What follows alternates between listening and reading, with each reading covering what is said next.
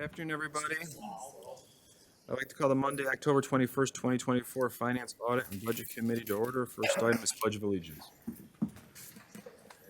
Pledge allegiance to To the flag of the United States of America, and to the republic for which it stands, one nation, under God, indivisible, with liberty and justice for all.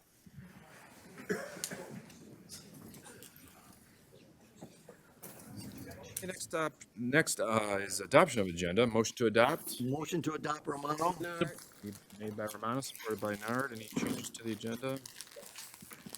Seeing none, please vote.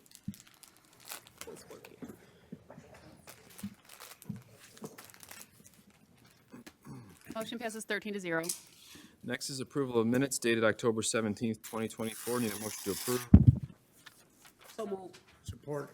Made by Nard, supported by Perna. Any updates to the minutes? Seeing none, please vote.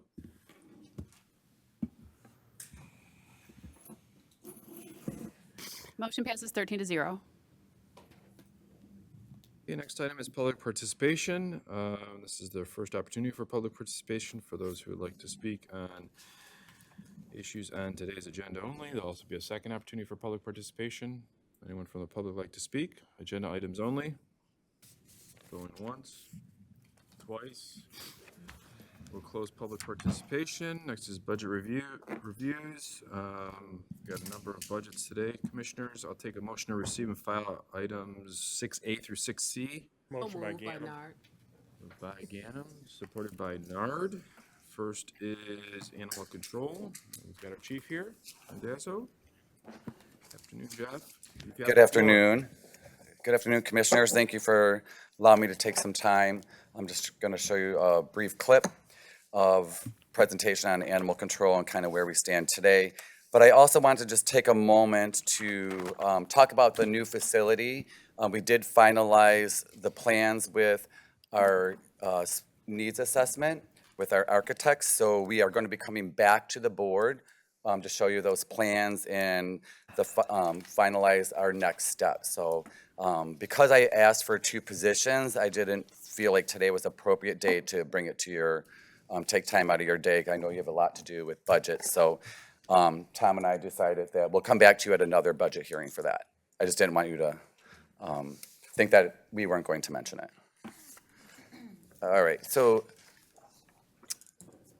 for animal control, obviously I'm the chief animal control deputy for Macomb County. Our animal control department, your animal control department, services 23 communities. That is the largest service area of any department. So that being said, there's one director, which is me. We have 7 animal control deputies currently that service those 23 communities. And we have 7 kennel technicians that take care of all the animals from those 23 communities. And we have 4 dispatchers that are taking the calls from those 23 communities and 13 law enforcement agencies. So I did ask for an animal control deputy, and here are some reasons why. That currently we have 7 animal control deputies, and those 7 deputies that service those 23 communities, an important piece of this is after hours. So after hours, all 23 communities and those 13 law enforcement agencies have access to only 1 animal control deputy to service those 23 communities after hours. That's a lot, if you think about it. So if you look in 2023, we did over 6,000 calls for service for those 23 communities. And unfortunately, that led to a lot of employee burnout. And we lost 2 long-term animal control deputies just recently. One to another community and another to another county. And it's just because at Macomb County, we don't have the staff at the moment to handle 6,253 calls. But at the same time, the same January 1 till today, we have done over 700 more calls for service than any other year. And what are those calls? They're going to be animal cruelty, animal abandonment. But a lot of those calls are also coming from our residents who have livestock. Because as I mentioned in previous presentations, With Dr. Kraus being retired, there is, other than the vet that is currently part-time for Macomb County, there are no other large animal vets in Macomb County. And that's, we'll talk a little bit more about that in the next slide. But I have worked with a lot of these farmers, and we really want to promote those farmers, but we also have to be a resource for them too. I think a lot of what we do is for domestic animals, like our household pets, but not enough for our agricultural residents. Year to date, our 4 dispatchers, we have taken over 52,000 phone calls. And this report comes from IT. So it's not a report that I run, it's a report that they run. And that is 261 calls a day. That is just the landlines. That does not include emails, that does not include the people walking in the door to adopt, or the people that are walking in the door with found or lost animals. The biggest challenge we're facing right now at Animal Control is retention. As I just mentioned, 2 of our long-term employees, deputies that have been here over 10 years, unfortunately left. A lot of it's compassion fatigue, a lot of it's competitive salary driven. So for the full-time shelter veterinarian, this is one of the things that I really think is so important. If you look at, currently we have 2 part-time veterinarians. One has been with the county for over 30 years. His name is Dr. Larry Wojewski. He was also the owner of Harper Woods Veterinary Clinic. He is now retired, and he would like to fully retire and go enjoy his life, but we won't let him. But the other veterinarian, she does emergency medicine, so she's part-time as well. So if you think about it, the scheduling is just really unpredictable for all the animals that we have in our care. So if you look at the 2,600 animals that were taken in annually, we have 2 part-time veterinarians that were trying to, split up their time or trying to find a way that we could squeeze into their already busy schedules because they already have full-time commitments. And if you look at the veterinary staff, they're maybe working 2 hours a day when we could get them there. And that's really not a great safety net to have when you're Michigan's 2nd largest animal control division in the state, and you're taking in 2,600 animals a year. Just not a good plan, and they're just part-time veterinarians on our end. So if we look at the external veterinary cost, I just kind of ran some numbers here for you. Just the emergency fee, just for going to the emergency clinic, is $2,700. That's just walking in the door. The blood work, because we do not have a full-time veterinarian to analyze our diagnostic blood work, we have to pay the veterinary clinic to do that, and that is $7,000 a year in 2023 that we spent. And then the radiographs, because we don't have a veterinarian, we have to pay a veterinarian clinic to do those radiographs, and that's about $7,000 as well.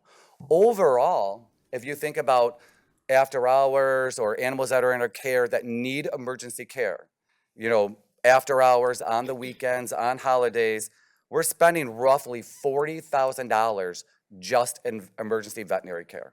Now, that doesn't mean all of that $40,000 is going to be, consumed by our full-time veterinarian, but I definitely would say a portion of it.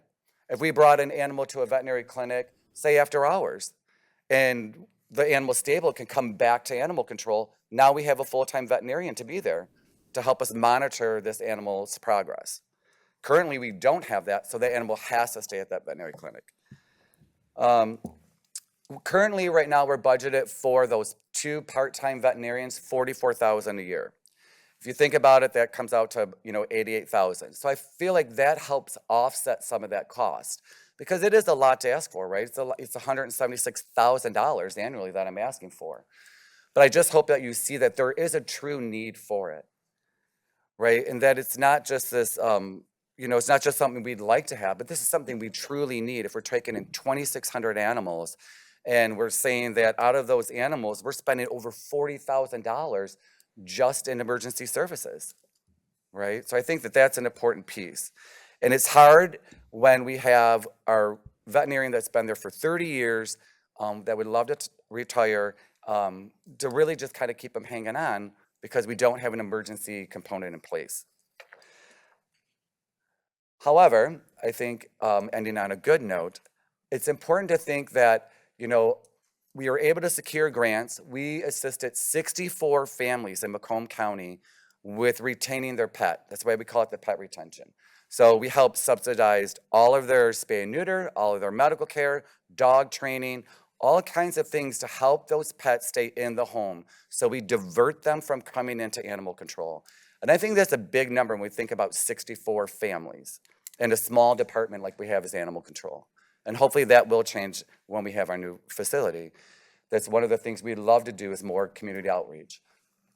We do have a grant funding for our community cats, our TNR. So this year so far, we helped 200 cats become sterilized, vaccinated, ear-tipped, put back out into the community because they're not adoptable cats. They're also part of our Barn Buddy program. And in 2024 so far, our 2 free vaccine clinics, we did over 4,000 vaccines for free to our communities, our pet parents, and over 370 microchips. The one thing that's important that should be on here is our dead deers. Every Wednesday, we're picking up dead deer. That should be encompassed in there. That's a lot of work for a staff that you can see that is already, hanging on by a thread, right? But all that being said, at the very end of the day, we still are Michigan's #1 municipal animal control division with a 90% save rate. So at that, I'm going to leave it, unless you have some questions. Commissioner Van Sickle. Thank you. Good afternoon. Good afternoon. Is the radio, it's off the screen now. Am I remembering you called it a radiograph? The x-rays? Okay, I was going to ask if that's similar to an X-ray. Yes. Yep. And so, in order to avoid those fees, if we had a full-time vet, they could do that, but we'd have to buy some additional equipment, wouldn't we? We could, but right now, the people at the medical examiner's office have blessed me, and I go over there and I do the x-rays when I can, and then I just email them to her or Dr. Larry, and they read them for me. So it's just a way that they have an amazing x-ray machine, and it's just kind of a way that I try to help save money. We cannot have an x-ray machine without having a full-time veterinarian, so I don't know if that answers your question. Well, yeah, I was wondering if, in addition to the vet cost, you were going to come next month and ask for an x-ray machine or something. No, not right now. I would think that I would try to use what I can at the medical examiner's office, and then what I would also try to do is I can't write any grants till I have a full-time veterinarian to try to ask to help cover those costs, either in partial or in full of an x-ray machine. Same thing with the blood work, where it says blood work. Those are diagnostic testing that obviously we're not allowed to read unless you're the veterinarian. So all of that has to be done either at a lab or a partner veterinary clinic. To do our own blood work, would we have to buy special equipment? No, what happened at that point is because we work with a company called IDOX, which is where we send our blood work to, because we run so much blood work, they would allow us to have a in-house chemistry blood machine. So we'd be able to run those blood chemistries without the cost of the machine, as long as we had a full-time veterinarian to read them. So that would still be their machine then? It's still, at the end of the day, would be their machine, which is okay. Okay. We would just have our veterinarian there to be able to read those diagnostics. Good. And do you feel that we could use more chipping, animal chipping? I think we do a really good job. Until every animal is chipped, I still say there's always a need for it. But as a department, we are the #1 in the state for as far as animal microchipping. Just at our free vaccine clinics, we did 370. Were you able to take care of the people who were in line at the last, We were. Yeah, so right after that, every 10 minutes for the last month, we just scheduled them. And we actually did it through jot forms, so they were able to go on and pick their own schedule, and then they would show up and we just vaccinate and microchip their animals. So it was really nice. okay, Yeah, because sorry that's a about good that. service, and I'd like to make sure that you can take care of all the people who would like to see that done. Yes, I agree. And you could see just from that situation, right? Like more than half of all of those residents were from out of the county. So it tells us that the need for those vaccines and those microchips and those services are out there. And we really want to bridge that gap. And to me, it's such an important piece of community outreach. Thank you, Chair. Commissioner Lucido. Thank you. My question for you is, I know you said you service 23 communities right now. Yes. And I'm assuming those communities pay for the service through the county? You're saying that the only The two, communities pay for the county services? so no communities pay for the services other than Roseville and St. Clair Shores. Okay, They have dedicated officers Monday through Friday. okay. All right. and So today, we only have 2 deputies on the road. That's it. They are in Shores and in Roseville, and the rest of the county has no coverage So besides me. that was my question, I guess, where I was leading, because I know you're asking for 2 more staff. So because they pay to have dedicated staff, does that, I was wondering if that went to you guys hiring more when you took over St. Clair Shores and Roseville? Yes. Okay. Yep, so we're looking to hire 1 more animal control deputy. Because it's also, again, going to that after hours, it's there's a, lag time between when we have 2 animal control deputies leave, by the time we get them hired. So there's a lag time. So we need that extra animal control deputy to help fill in. Because right now, I have everything from Clinton Township to Borgman. Right. Okay. Thank you. That's all I have. No problem. Commissioner Brown. Thank you, Mr. Chairman. Thank you for explaining the coverage area and the officers and what a broad area it is, and the need for your services after hours and before hours is important. And my neck of the woods where I've been for a long time, we'll have animals get out,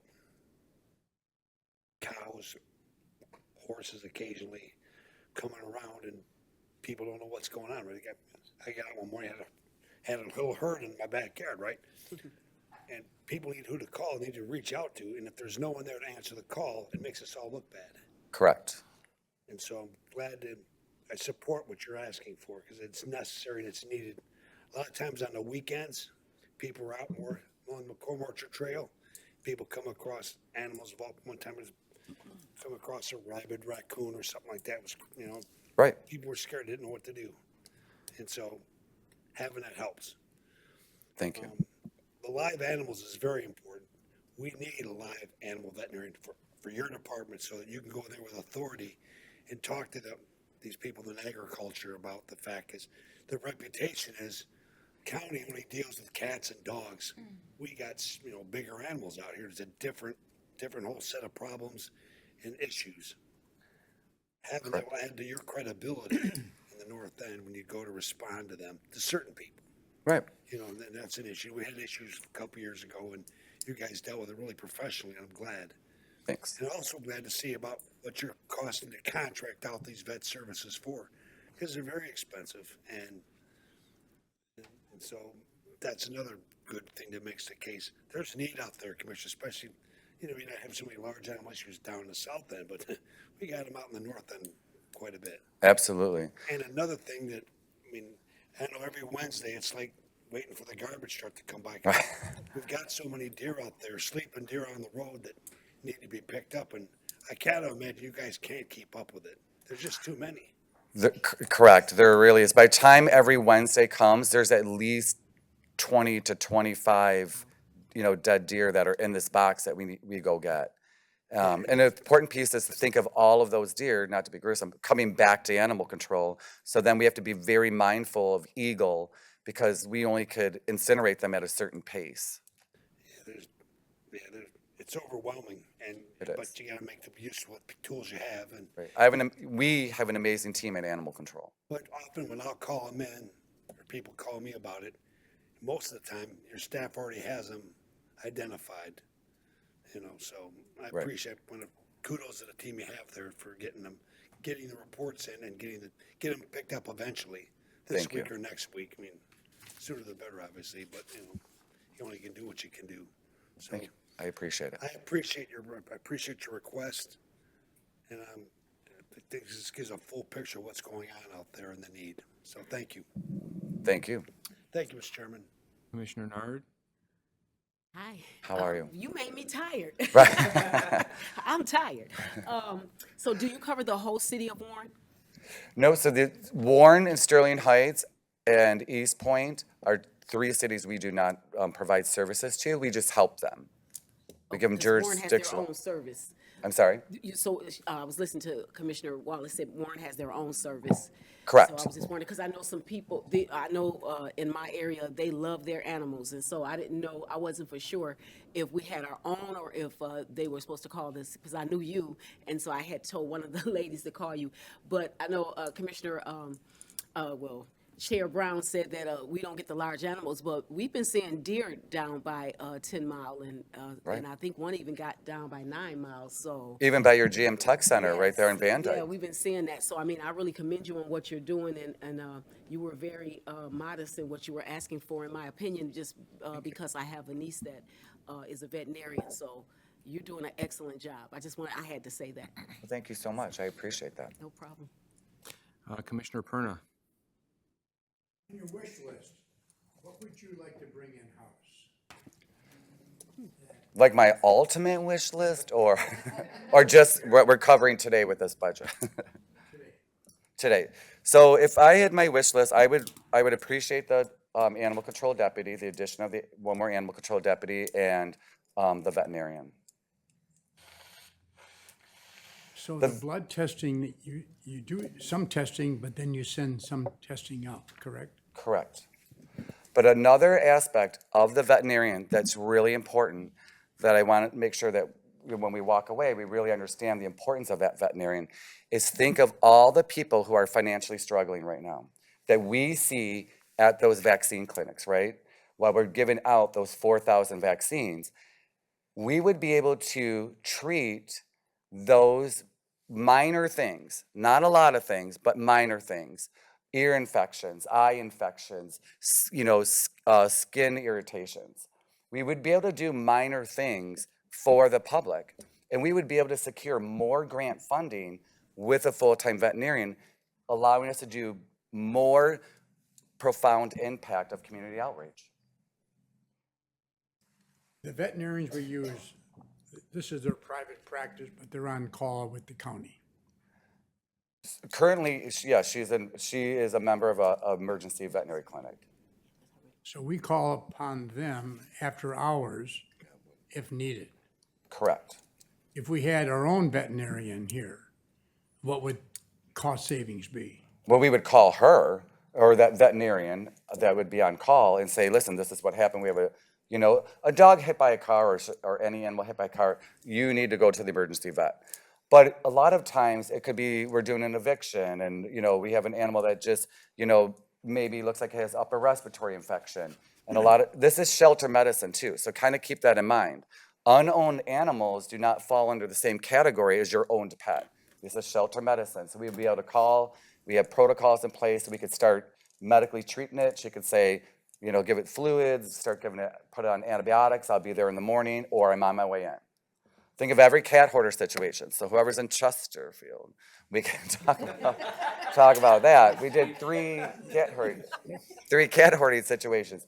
And so instead of going to the emergency clinic with some of them, we could just say, hey, we're doing a cat hoarding situation. Can you meet us at animal control? And we're paying them by the hour versus, an exam fee for every single cat that they're going to look at. So if you have to respond to an animal, you don't know if it's a pet animal or if it's an at-large animal. So who pays for that then? Animal control. So animal control is always going to be the financial responsible party till we can get a pet owner. 7 out of 10 times, most of the pet owners are already financially struggling. They're never going to be able to pay that. Right? So that's where we try to secure some of that grant funding to help subsidize some of that cost for them. Because if you think about it, in a different term, someone's dog escapes their house. Unfortunately, just say it gets hit by a car. And we take it to emergency clinic. Or we even fix it up at animal control. It's not that bad. It's just got some road rash and we could fix it up at animal control. And that bill just say is, $1,000. The average person probably would not have $1,000 that they would have readily available to sink into their pet. That's why the pet retention is so important. That's why we were able to help through grant funding 64 families so far, right? But we don't want to hold their animal because they can't afford it. We want to be able to be a resource to say, it's okay, we have grant funding. What happens to the animal if the responsible person doesn't admit it's their pet? What do you do then? Then now you made Chief Randazzo mad, so now we write you a ticket for falsifying a police report and we pull you to court. And you can explain that to a judge, and then we want our money, right? Because the owner doesn't step forward? If the owner, so you're talking about if the owner doesn't come forward, Right. then that responsibility is still on the county. We still have to care for that animal. I thought you meant if someone lied about it. No. So if someone comes forward, which, does happen all the time, right? Then the county is responsible for that financial responsibility. That goes into that $40,000, right? That we were talking about earlier. All right, thank you. You're welcome. Commissioner Gannon? Good afternoon. I heard a lot of good things about you, so, Most are true, just so we're clear. and the bad things? Probably true. Okay. All right, so do you have a catch and release for all domestic animals? Or, just cats? For cats, yes. All right, so yeah, you catch them, you spay and neuter them, then you clip the rear and we put them back in the same area that you found them in? Correct. Okay, and then, going on what Commissioner Perna was saying, so let's say I have a dog and the dog gets out, hit by a car, you gotta take it to the vet, and it's chipped, so you know who the owner is, and you call me up and you say, I got your dog over here, we have $1,000 into this dog, you have to give me $1,000 to get the dog back, and they refuse to come get the dog because they don't want to pay even though they can. Do you take them to court, write them a ticket? Is that what you said? Yeah, so what would happen in situations like that, if they do have the funds and they're taking that funding from somebody else that could really use it, yes, then we would actually go to court and we would want you to pay us back. And how do you distinguish between someone's indigent and who someone's not? So I think a lot of that comes from good investigative skills. We have to have a crucial conversation with them.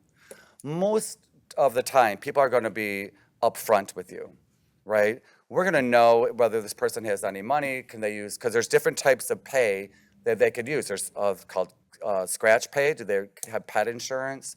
So most of the time, we're going to know, right? We could put them on a payment plan. There's people that we helped pay the front of we paid the vet clinic, and now you owe the money back to us, and we put you on a payment plan. How many cats, dogs, animals do you euthanize every year? So, well, less than 10% that come in, I don't have that number off the top of my head of how many have been euthanized. So you catch a dog or a cat or whatever, and the owner comes forward, doesn't want to pay you, and you can't find a home, you euthanize it? So I think what an important piece is for animal control, every animal that is adoptable goes up for adoption, stays up for adoption, and until it's adopted, right? Unless it became very, very ill or something terrible has happened to it where it was more humane to put that animal to sleep, it will always stay up for adoption. Because we have what we call getting to zero, which means that every animal that's available for adoption always stays up there. We also have rescue transfer partners that we transfer animals to. All right, So we never euthanize for space, ever. I see you have 7 people running your kennel. Is that what it says here? That is correct. All right, and you're looking for 7 control deputies. Animal control deputies. No, we're looking for one more. But you have 7 now or 6? We have 7. So you're looking for 8. Correct. Okay. And you cover how many cities? 23 communities.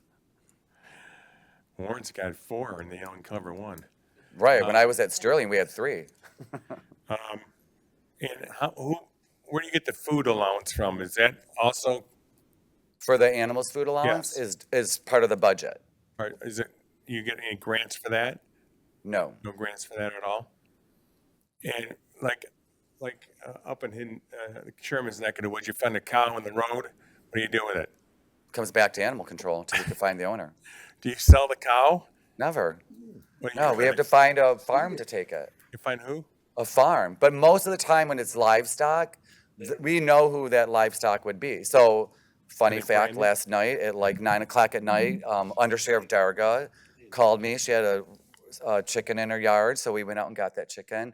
But we have farm partners that we work with, right? So up in Bruce, Washington, Lenox, Ray, those areas have a lot of agriculture in them. So there could be loose, we had goats on, 29 Mile the other day. We're helping a farmer up in Bruce Township. So all those animals, we have a old trailer that we use, which, probably should ask for a new one this year, but old livestock trailer. We go up there, we pull that livestock trailer up there, and we load all those cattle onto that livestock trailer, pull them back down to animal control. Well, how old was your livestock trailer? Oh my God, it was 1994. Would that be on a something wing that and a you- prayer. Mr. Perna asked you what your wish list. Wouldn't they be on your wish list? Listen, I felt hard coming here with asking for 2 people, so I'm like, that's what I'm begging for. Huh? Don't get crazy with too many. Yeah. No, Right. I'm just asking. Right. Trying to keep the budget. I still have November, I think. Yeah, so I didn't want, it's in good shape. Rhodes does a great job of keeping it up and running.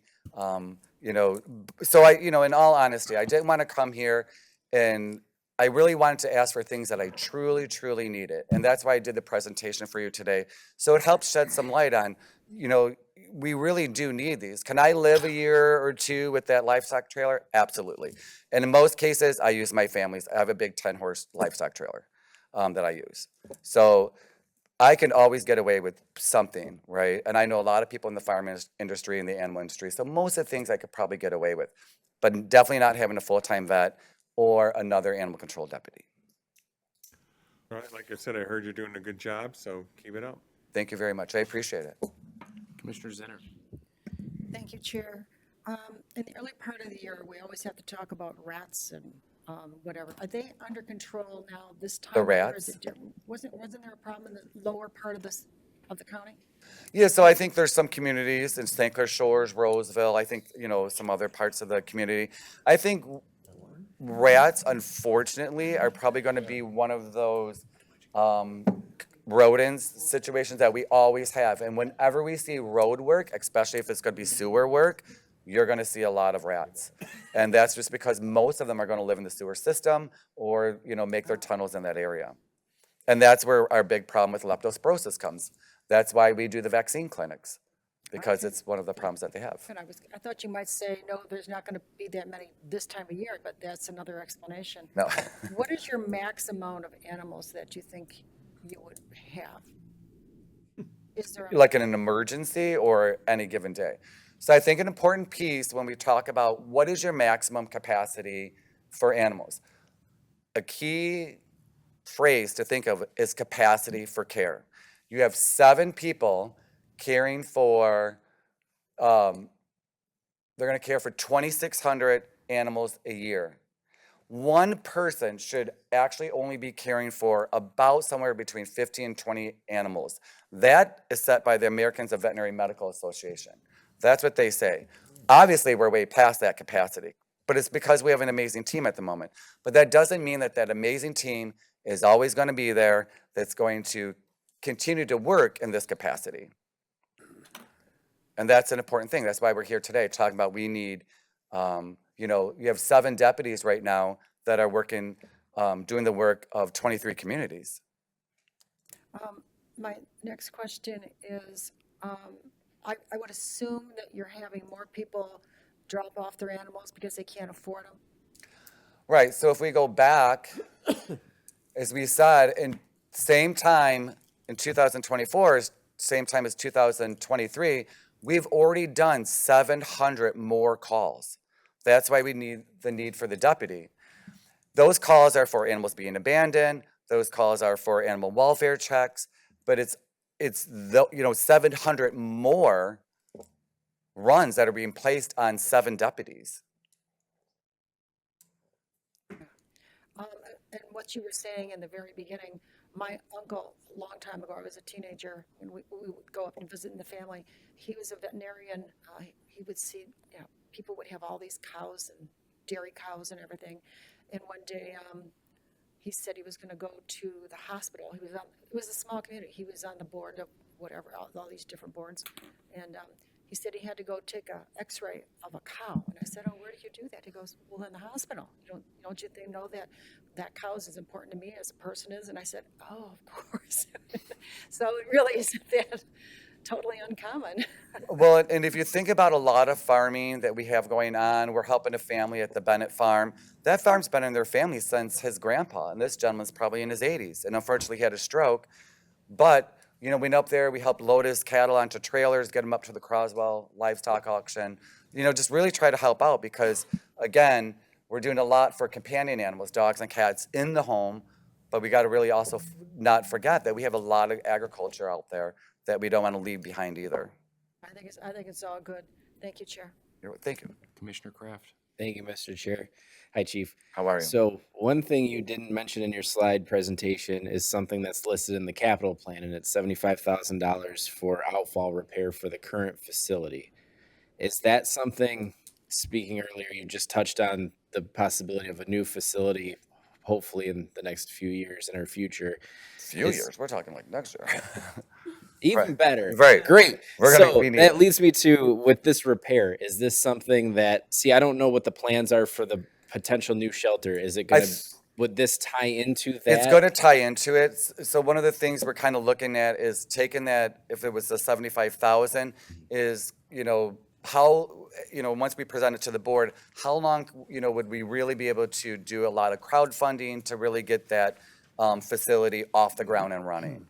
And then the goal would be, why spend that if we really have that in the forecast? That's kind of what I was thinking, is if we're thinking, bigger, better facility, how Yes. does this tie in? If it doesn't, there could be 75 grand for partial veterinarian. I'm just saying. Right, no, So I I was agree. just trying to figure out if that's something we needed now or could wait or anything like that. I think it could wait. I think the important piece there is that, when we finally have all the plans with the architects finalized, we are ready to probably come to the board, and we want you to see it because we want you to be motivated and part of the movement too, because these are all your constituents too, that we want to be energized about the importance of this new facility. Thank you, Chief. Thank you, Mr. Chair. Thank you.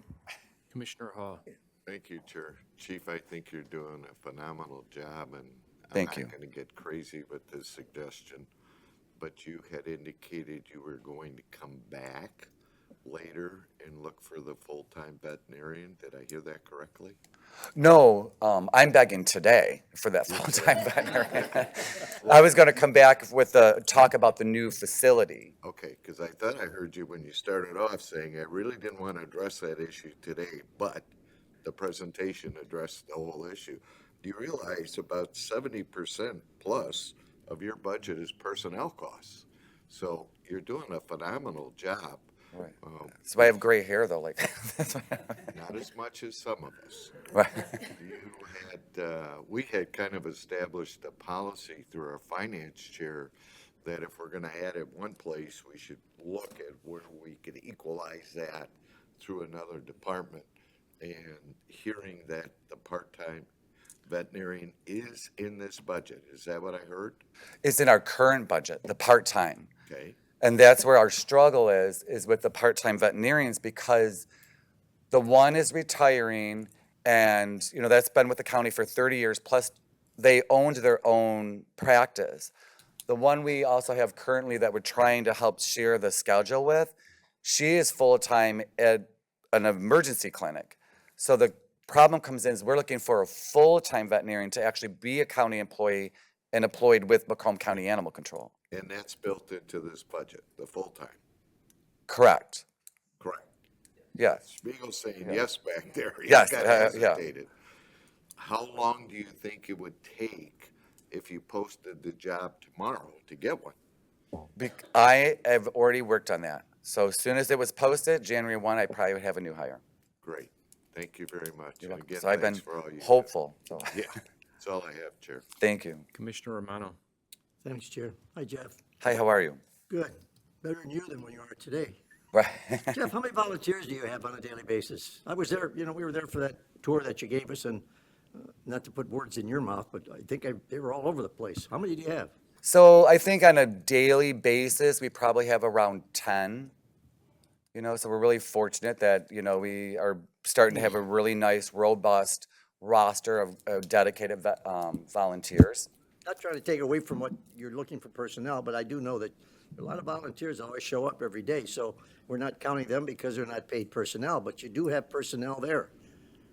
I don't want to throw a damper on this, I just want everybody aware of that they're not working with just short personnel because there's always people there. And our second question is, 5 o'clock or 5:30, what time you close, 5 o'clock? 5 o'clock. I call you at 5:15, who answers the phone? Sheriff's Department. I'm sorry? The Sheriff's Department. The Sheriff's Department, and then the Sheriff's Department, because I have 2 dead dogs on the street, what will the Sheriff's Department do? They're going to call the on-call deputy and myself. So they can't get hold of you direct after 5 o'clock, they got to go through the Sheriff's Department. The Sheriff's Department deems if that's an emergency, and then they'll get a hold of you. Correct. Okay. Last thing I'm going to ask you, and I know my granddaughters are going to hate me for this one. These sterilized cats that you catch and release, and they turn, well, I got to believe they're feral. Does that sound correct? 90% of them, 95% of them are feral? I would say there's a large percent of them that are feral. Why don't you sterilize the dogs and let them go, or the raccoons or the squirrels? Why just, again, I see what you're saying. why are we keeping feral cats in the area? So I think it's important to look at the feral, what we call community cat program. And the community cat program is just any cat that we don't know who the owner is, and they're not going to be candidates for adoption, right? So what we did is we worked with the University of California, Davis Vet School, University of Florida Vet School. They're the motherships of community cat programs. We worked with them. That's where we get a lot of our grant funding from. Because if we return those cats back out there versus bringing them into animal control, knowing that they're not going to be adoptable candidates, all we're going to do is go back to 2012, where we're euthanizing 6,000 cats a year at the county facility. And before I started, that is what we were doing. And if you want to talk about compassion fatigue at that point, that's a lot. When I worked with Sterling Heights Police, we started the TNR program at Sterling Heights, and it's very successful. I know it's not something that everybody wants to engage in, but think of it like this. Once a cat is vaccinated, it's sterilized, it's ear tipped, and it's put back out into that community, it will hold its territory. If you learned about the vacuum effect, when you take that cat out of that micro environment, all the other cats that are not fixed will breed to fill that void spot.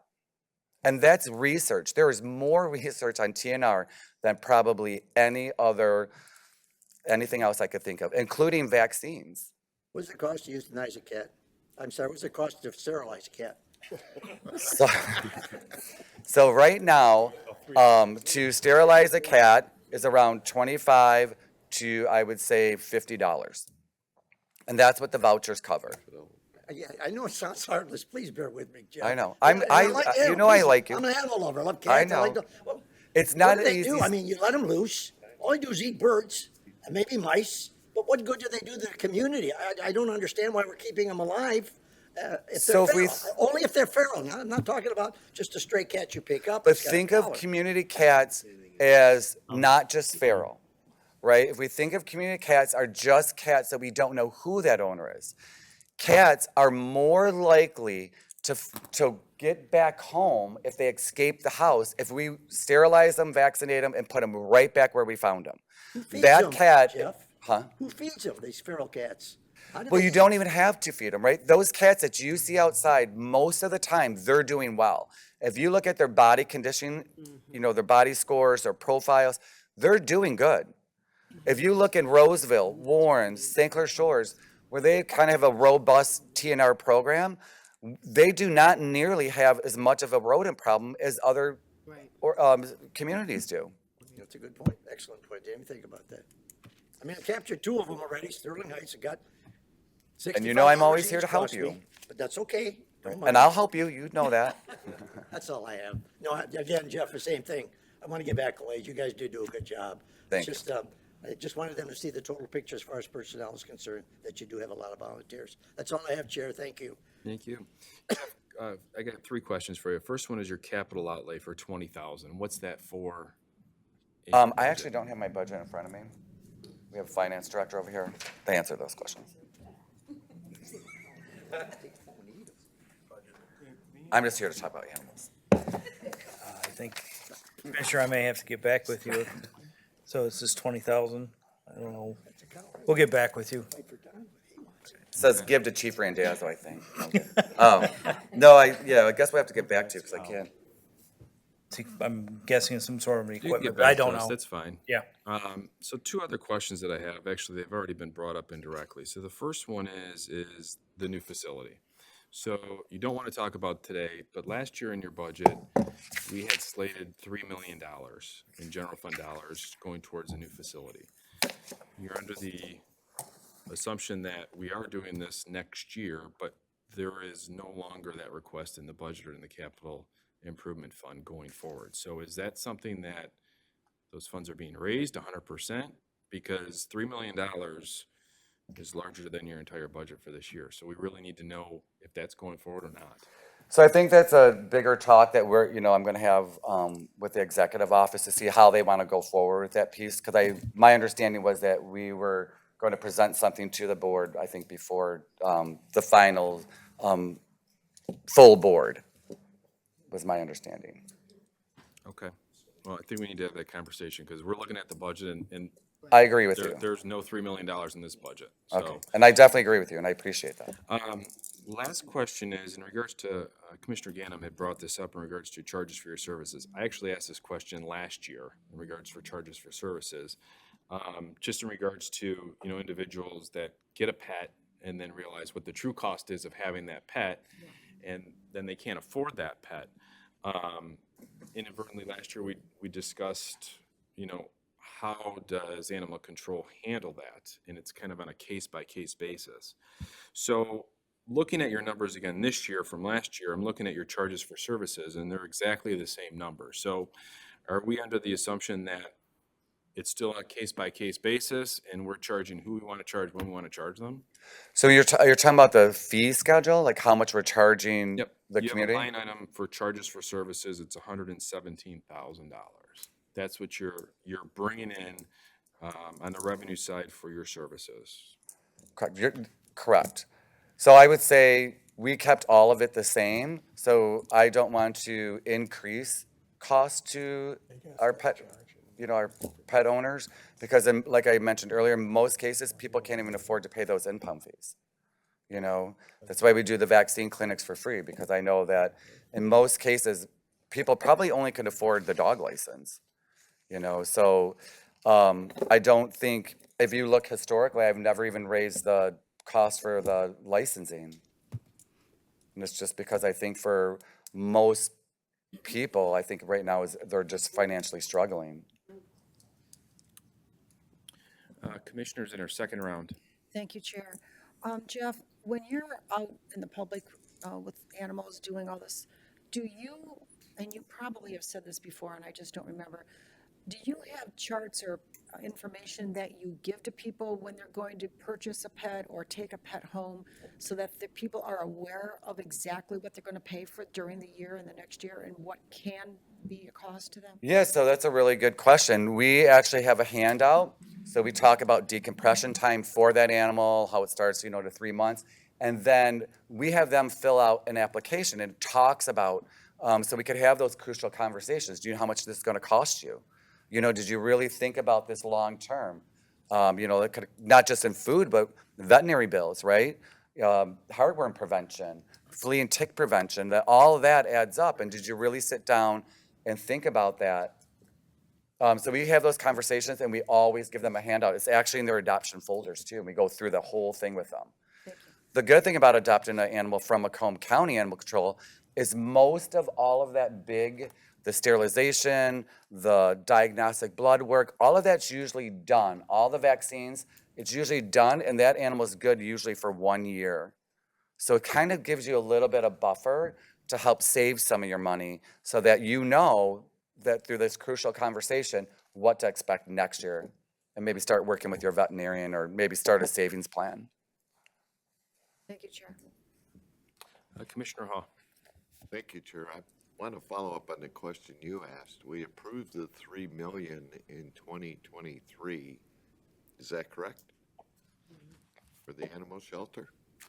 And it's not in the 2024 It's actually budget. for 2024. That's when it It was was. approved for 2024? I apologize. We had costs associated with 2024 and 2025, and they were broken up between grants and general fund dollars. Okay, but that would normally be in the capital outlay budget? It was in last year's, but it's not in this year's. So where'd it go? That was my question. Where'd it go? Not to you, chief. They pulled it back. I'm like, listen, if I had 3 million. So a year ago, we were thinking that the cost of the facility would be about 15 million. And the idea was, we thought maybe we could get about 80% of that through crowdfunding, and then the 3 million would be the other, 20% kind of a thing. So now that we took it off the plan until we actually have final numbers. I think those numbers are gonna be larger than that. So until we get some good numbers, as Chief Randazzo indicates, we pulled it from the plan. But he's expecting to do it next year, is that what I'm hearing? That all has to come before the board and Right. see what the funding looks like and what the cost looks like and those sorts of things. Well, if it's out there, can we just put it right back in? That's a great question. Depending on the cost. Right. So we'll be looking forward to that then, is that Right. what you're Yes. telling me? No, Yeah, he's thank not I talking. wrote it down. Thanks. Don't worry. I got it. Yep, Commissioner Wallace. 3. Thank you, Chair. Do you have any partnerships with like Macomb Community College or any local colleges? So not only you can get assistance, but they can get hours for what they need for school? Yes, so back in 2013, I teamed up with, at that time was Baker Vet Tech Program, and unfortunately that's closed, and Macomb Community Vet Tech Program, which is still ongoing.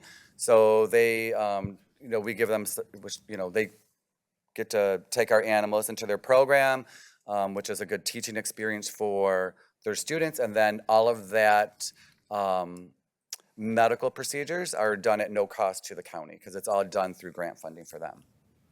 And then what if, let's just say, a student goes to another school out of the state and wants to partner with the shelter? How would they do that if they're not with Macomb Community College but want to help your particular shelter? But they're out of state. Yeah, like for instance, my daughter, she lives here. She goes to University of Kentucky. And then there are other, like even Oakland or Wayne State, but live here and they want to help Macomb.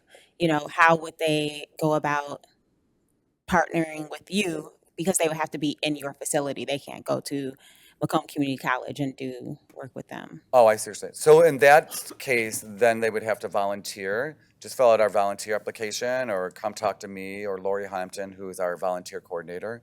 Okay, and then the volunteer, I know, going off of Commissioner Romano, and I did the volunteering with the shelter as well, and that's pretty limited to like walking and treats, we're having a good time. So I guess what you are really need volunteers, of course, always need volunteers, but what you're really needing are these trained professionals that can do more than taking the dog for the walk. Correct. That is correct, Commissioner Wallace. I think it's an important piece to look at is that we will never be able to have volunteers work with stray animals because we do not know those animals. We don't know what, we can't expose the public to animals that could be extremely dangerous or might have a zoonotic disease or, something like that's part of a court case. So volunteers, we have them come in, they're trained to, just like you said, take them into play groups and, give them treats and just help keep them socialized while they're in our care. You're welcome. Commissioner Van Sickle? Thank you. I'm glad you mentioned that you have a document that helps people understand the true cost of having an animal. Do you, or have you considered distributing them through local pet stores and whatnot? Yep, so we partnered up with Pet Supply Plus because we also do adoptions of our kittens out of Pet Supply Plus. So we make sure that all that literature is always in their adoption folders, and it's also given out to people that are, maybe buying goods there. One of the big things we started to do last year and into this year was work with our communities, so maybe like management companies that manage, like, say, mobile homes or condo complexes or apartment complexes. And we go there and we talk to them, like, maybe once a quarter. We talk about pet owner responsibility. We also help, show where we can maybe do a lot more outreach for them. But we give them all those handouts because we feel like it's important to be transparent about the responsibility of, being a true pet owner. Because I think people are right. Like, you see a cute little kitten or a dog and they don't realize what they're actually getting into. Thank you. Thank you, You're Chair. welcome. Thank you. Commissioner Ganem. Yes, so I got 3 rescue cats, and before that, before when I was a dog guy, I had 4 rescue dogs, all right? So I know what rescue, pets are all about. But what I was gonna ask you is and it's the last question, is there any path that you can find or any path that we can help you to promote more revenue for your division? Is there anything that we can give you that will help you bring more revenue in, so it's less burden on the county? So is there any path that, as commissioners, you could take back to your communities to help me generate revenue? So that's a tough one, because the way I look at it, I know a few years ago in 2022, and I think then again in 2023, if we look at it and we had the best practices. So that is something that's really important. Those making sure your communities adopt best practices in its entirety, right? Because it goes from the proper care of animals, from domestic animals, all the way to our livestock and our petting farms and things like that. The other piece is, I think, going back to your communities and talk about ways that they could maybe, generate donations, because a big piece of it's going to be when we do have that building, right? It's going to benefit everybody. The whole goal is that, we have a lot of commissioners from communities that we currently do not service: Warren, Sterling Heights, East Point. And when we get this new facility, the goal is that we're providing that same high quality service to all our residents in the county. So I think that, I don't know the answer to that, how can we generate more revenue other than, as commissioners, going back into your communities and thinking, listen, we have a great plan for a new facility. It's going to benefit everybody. It's going to take, hopefully with all of us hard working at it, my dream is to get it off the ground and rocking and rolling in 2 years. I know that a lot of them are going to be like, what? But, I'm an optimist. I can get anything done if I need to. But I think that's the goal, is right, go back to our own communities and really talk about how we could generate revenue for animal control. I don't know what it's going to look like in each community, other than us hosting fundraisers and doing a lot of outreach. But we need the staff to really do that. And so we get the message out there, right? Not just waiting for a new facility, but talking about how do we have pet owner responsibility and generate those revenue. And I could tell you, doing this for many years, the hardest thing that we run into is that most people that we're working with at Macomb County Animal Control have no funds at all. I mean, we started a homeless program and vaccinating their animals and microchipping them and doing the medical care for them so that we can divert that from coming into animal control. Doesn't mean that those people that are homeless don't care about those animals, because most of those animals love those people. Thank you, Mr. Chair. Commissioner Perna. Last question, hopefully. Right.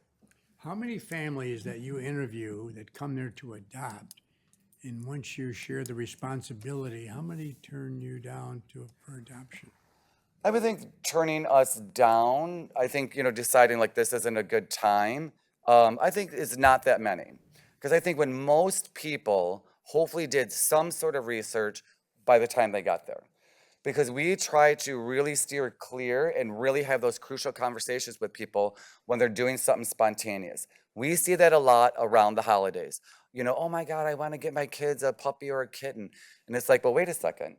Are you sure your kids want a puppy or a kitten? Because there's a lot of care that goes into that, right? Like we just talked about, that veterinary care, right? And some things could happen because, if your kids are rough with these animals, you can have, accidental injuries, right? So we always try to make sure that we have that crucial conversation with them.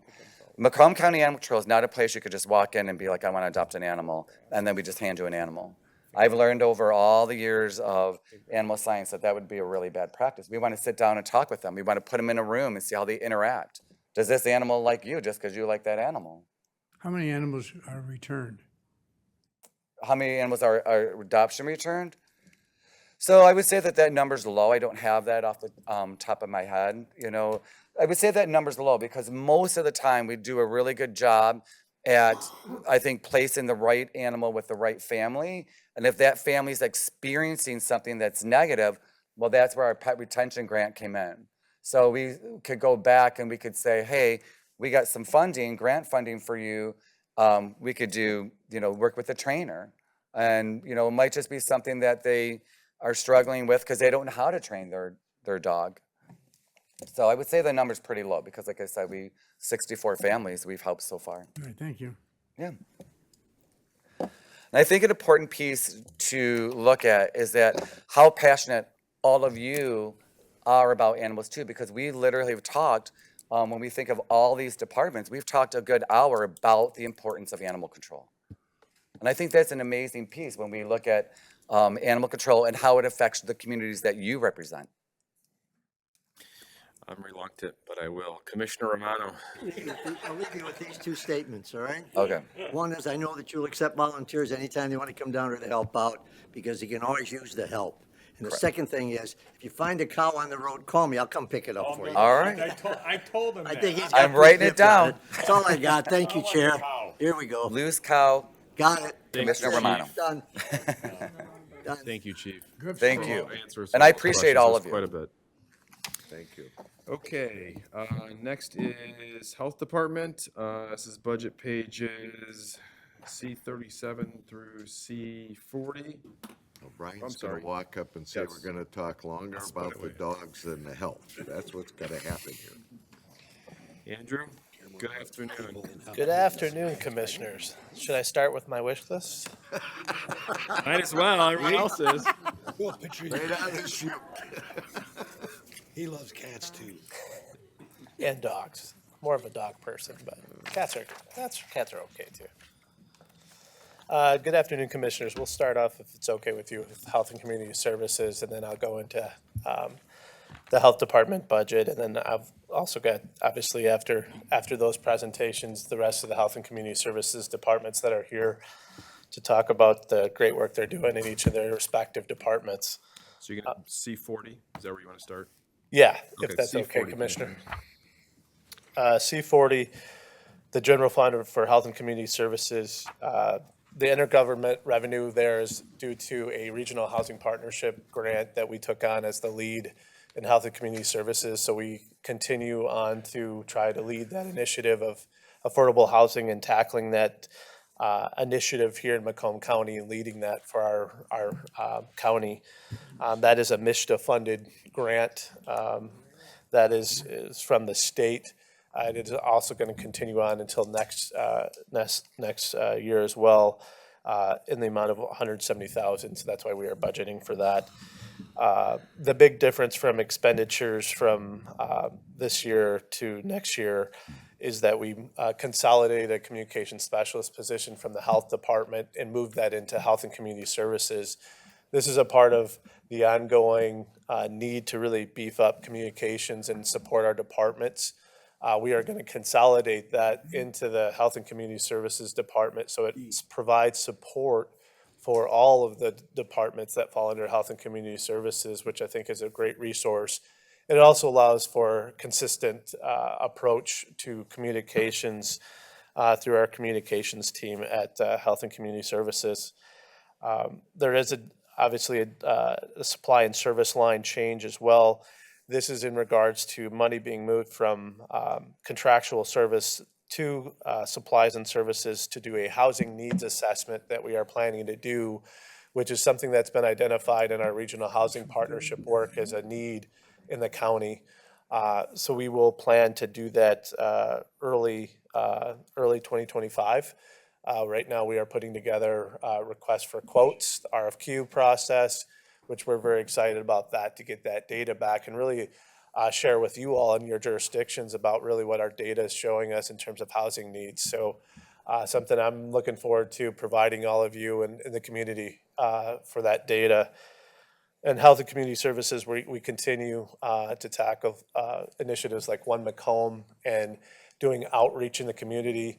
It's something that I started in the health department and have also supported in Health and Community Services, and also encouraged our other departments to be in the community more. And to do that, we need to be present and then also sponsor activity events that happen and occur, back to school events, community festivals, and then also community events such as the Breakfast of Nations that our partners do as well, which has gotten a really great response and turnout in the past. So you'll see that position count move up one, that is that communication specialist. Be happy to answer any questions if you have them. Thanks, Commissioner. Andrew, I'll start this one off. Last year's budget, you had one FTE increase in this department, and you specifically said it was the MCA to HCS communication specialist for that position. Now you're telling me it's the same position again this year. This one, so that you're correct, Commissioner, that one came from MCA. They had the same communication specialist as the health department. So this one, this year, is coming from the health department. Last year's was from Macomb Community Action. Okay, so it was a transfer, basically? Correct. Okay. And then just the differential here between your supplies and services and your contract services. Looks like those have been kind of flipped drastically from last year to this year. Correct, and that's in regard to that housing needs assessment being, that will be billed towards that supply and services as opposed to contractual. So contractual went down substantially, as you see, and that has been basically flipped in that line item and put towards supply and services. Okay, Commissioner Zinner? Thank you, Chair. I know you were explaining that, but exactly what do you mean for people's housing? So it's a multitude of questions that we're going to assess through multiple data sources, and then also possibly other ways to get and accumulate that data and put it into a comprehensive report. The problem what we have now is when people in jurisdictions ask, where are our needs for housing? We can all say, housing's getting more and more expensive, but how do we quantify that to actually put a number to that? What is the actual need? And what we want to do with this is assess that and put the data. We're always data driven, and to be able to get that data, you need to put that assessment together and be able to present that data in a formalized report. That's what this is going to do. This is going to give us that assessment with that actual data, instead of us just saying that we need to know where our affordable housing is and where our gaps are. We have to give you actual numbers in each of our jurisdictions that can also help and aid local municipalities with zoning, things like zoning rules. Do they need to tweak some of those zoning rules? What are some best practices that we can have that give and arm communities and give them the ability to adjust their strategies for community housing development, and also with our planning and economic development? Some of this will probably also work out for GIS layering, so we can actually produce maps with this information that currently does not exist. Thank you very much, sir, and thank you, Chair. Craft. Thank you, Mr. Chair. Hi, Andrew. Question about that same topic, because we're swapping the numbers here, and so you're taking 120,000 from contract services and you're feeding it into supplies and services, which puts me the difference from last year to this year up to 184,000. And then on top of that, you're adding another 100,000. How much do you think that needs assessment is going to cost? And how much are you going to have basically left over for whatever supplies and services you may need on top of that for the rest of the year? Great question, Commissioner. So we haven't put it out for RFQ, so we don't know exactly what that's going to be, but we think that it's probably going to be close to 100,000 to do that community health, that housing needs assessment. Okay, got it. I just want to make sure that, with all the shifting of numbers, that you still have the dollars you need in there to function. I know it's, 2 years ago it was 34, last year was 64. I just want to make sure you have enough cushion in there to be able to do what you need to do and also do this assessment. It's a great question, and thank you, Commissioner. We believe we do. Okay, great. Thank you. Thank you, Mr. Chair.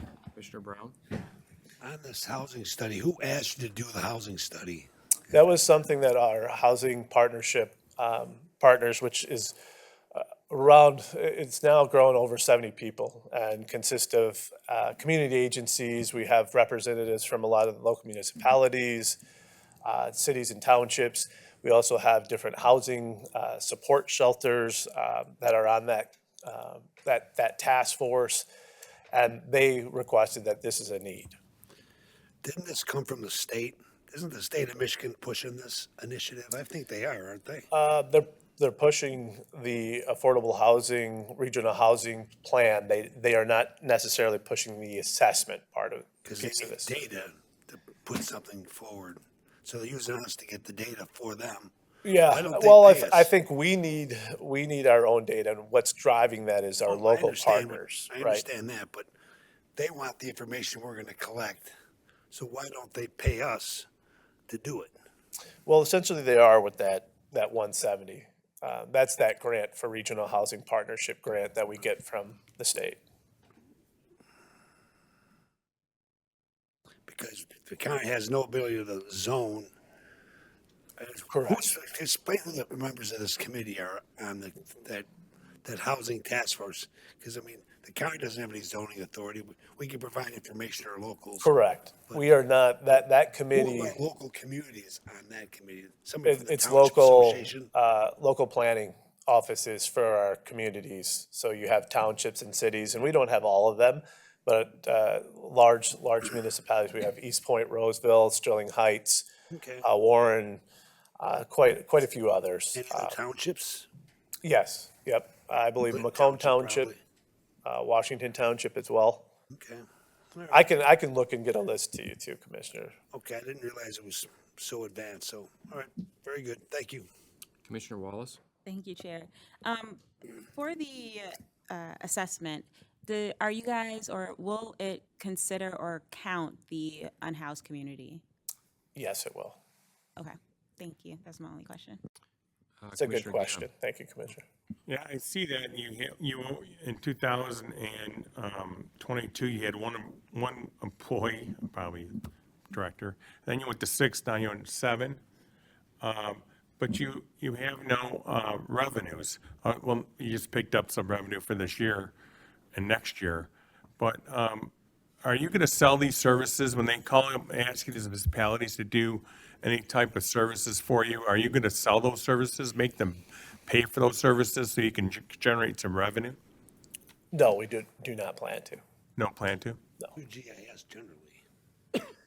So there's different sharing of resources that we do with the municipalities, and so we typically have not billed for services like sharing of data. That's one of the fundamental things that we think we provide from a health and community services lens, is that we provide that data as we do with our other departments as well. We're not in it to generate revenue typically for selling the data. That's something that we could take a look at, but we don't have any plans currently to do that. With 7 employees, and going on to 8 soon, I think that you should start looking at some way to generate some income. So again, it's not such a burden on the taxes in the county. I mean, and if no community is willing to, offer you any type of residuals for your work, then you should start charging for them. That's my opinion, but you do what you want. Thank you. Commissioner Romano? Thank you, Chair. Hi, Andy. Andy, the last 3 years, you've never needed professional support. Now you've got one, and you're paying them over $100,000. What does a communication specialist do for $100,000? Well, that is salary and fringe benefits, remember. So it's not just their salary, that is also their fringe benefit package. So the communication specialist is a person that supports our communication. So it'd be across all the departments, things like press releases, events, to set up events, and then also things like maintaining our website presence. All that takes capacity, and so this helps to bring that capacity to us. You've never had that before? We did not. It was existing in the health department, and then we're consolidating into health and community services. Thank you, Chair. Commissioner Van Sickle? Thank you. These events that the communication specialists will arrange, where in the budget is the funding for those? For The events that the the communication events, specialist is going to arrange. so some of that is in our training, some of that is in supplies and services that we pull from as well. Some of it comes from grant. If it's a grant program, it'll be pulled from grant dollars as well. So I thought training budgets generally to have the employees go to training, but you're saying some of this training budget will be for funding events that will train, people in the general public? Yeah, not much of that. Most of that comes from supplies and services. Okay. Thank you. Thank you. Commissioner. Okay, I think that those are all the questions for that page, indeed, for that department, C40. So we'll go to page C37. Thank you, Commissioner. The Health Department had another really successful year. We initiated our community health needs assessment, which we're required to do, and that is done in a partnership with multiple community agencies. It is a very robust process that we engage the community, not only community agencies, but our healthcare partners, different agencies across the board. We have internal county departments that participate in that process as well. And not only the community, but our healthcare, like the hospitals, rely on this data and information to be shared to utilize and inform their decisions as they enter in their own community health needs assessment, which is a requirement of IRS rules for hospitals to do. We're very excited about some of the other work. One of the things that we're doing is looking at that mobile vaccination clinic that through the purchase of using grant dollars. So we're very excited about that process. I've talked a long time about our need to be in the community. This is just another resources that allow us to get in the community to offer those different types of vaccinations. So we're very excited about that initiative coming forward. The health department and the other departments will also be taking part. Speaking of presentations in our animal control shelter presentation, we will be hopefully presenting very soon to you all about the new Health and Community Services building at BOC very soon, and talk about the progress and the plan there, which I'm very looking forward to based off of our current needs in all of our buildings within Health and Community Services, not only the BOC project, but the south end as well. So we will bring together, I believe, a really robust plan and presentation that will highlight some of the work that we've done with Plant Moran, hopefully very soon to you all. So be looking for that. In terms of the health department budget, on 37, one of the big things you'll notice is that our revenue did go up. This was attributed to commercial insurance and Medicare rate changes. Reimbursement went up, so that's why you'll see an overall increase in our revenue there. We also decreased the personnel expenditures. That's a big part of the communication specialist being removed from the health department budget and going to Health and Community Services. So you'll see that reference as well. That's about it for the summary for C37. Would you like me to go on to the grant page, Commissioner? We actually have questions with this page. Okay. Commissioner Kraft. Thank you, Mr. Chair. Andrew again. Two quick questions about the influx increase in supplies and services and contract services. Supplies and services goes up about 400,000, and then contract services goes up about 140,000. Why the increase? Great question. Supplies and services, drugs and pharmaceutical costs are going up and increasing. So predominantly, most of that 350,000 is attributed to the cost of pharmaceutical and drug cost. As we all unfortunately seen with medication costs increasing, we are not unfortunately outside of that as well. So We're we, not immune to that? no, we're not immune to that. So we have to increase our costs as well, our expenditures for that line. Contract services, this is mainly attributed to the remaining dollars that we think we need to keep into contract services for medical examiner. We're still very close, we feel like, to getting a full-time county person for our forensic pathologist, the deputy position.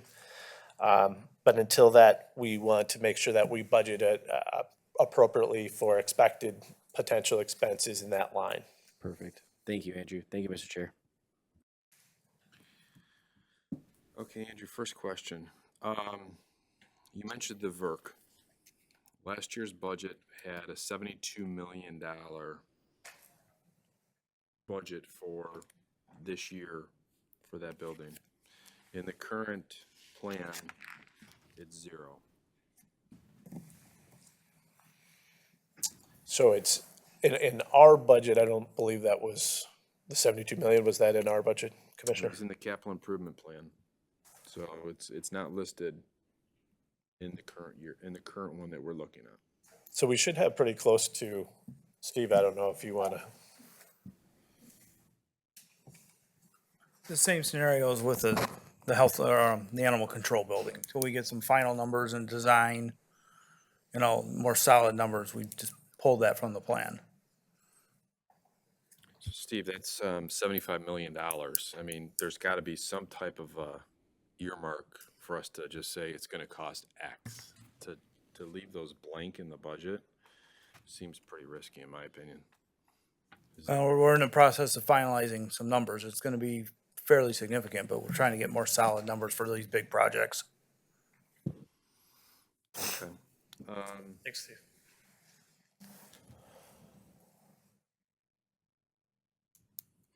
Andrew, last year I asked about the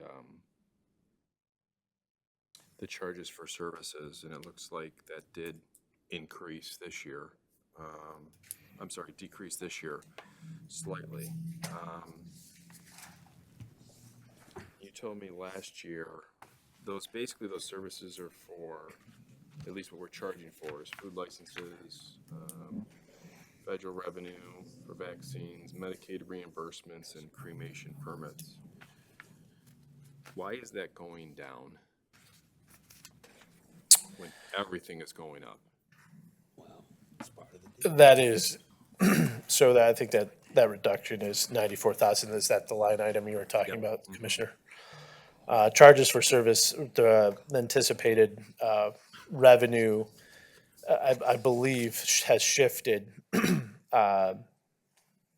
from charging of the services in terms of the number of services that we provide in some areas have reduced to the point where we've needed to reduce that line item by 94,000 based off of what we're seeing in predictions for this upcoming year. Okay. What's your capital outlay for $94,000 for? Capital outlay, the increase in just under 6,000, so it increased by 5,000. A lot of that is our purchase of equipment that we need. One of the increases there by 5,000 was additional needs by programs like Hearing and Vision, where we purchase equipment for that program. That would be all the programs across the board. So any type of equipment that they need, it could be the medical examiner's office, it could be Hearing and Vision, it could be our clinics. The equipment is charged to that line. So that's why that is increasing, because there are some additional needs in the Hearing and Vision program. Okay. Commissioner Brown. Thank you. Steve, got a question.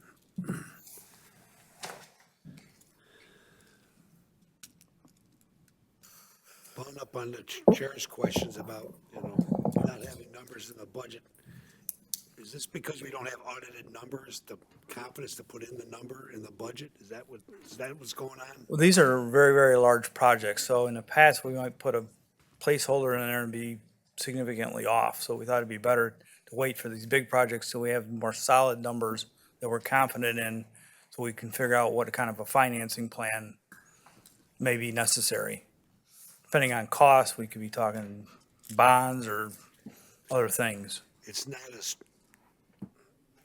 that the administration's pulling back on those projects in light of other projects we've got going on that we, No,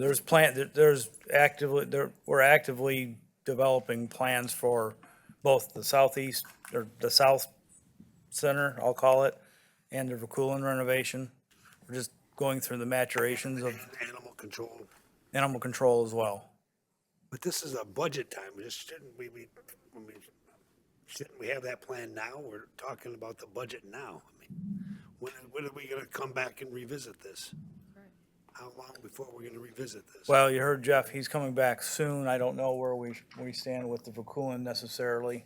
Those are being planned as well. The year, will it be in next year, or we just zero it out? I anticipate it'll be in 24 for sure. In 24 for sure? Or 25, I'm sorry. Yeah, okay. Okay, thank you. Thank you, Steve. Thank you, Mr. Chairman. Commissioner Zinner? I'm sorry. Thank you, Chair. This is questionable about, I mean, I know we're in October, but we're having these situations that I haven't seen in the few years I've been on here about not having numbers.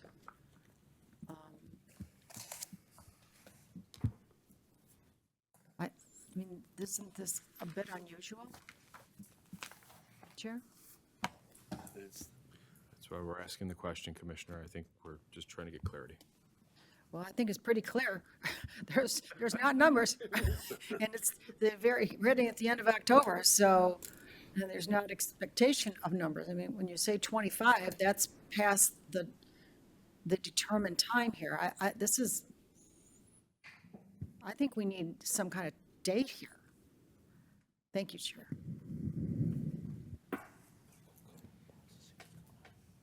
Okay, I don't see any other questions related to these 3 pages. Andrew, I think that's it for you, right? Thank you, Commissioners. Qualified, none of that was addressed to you, Andrew.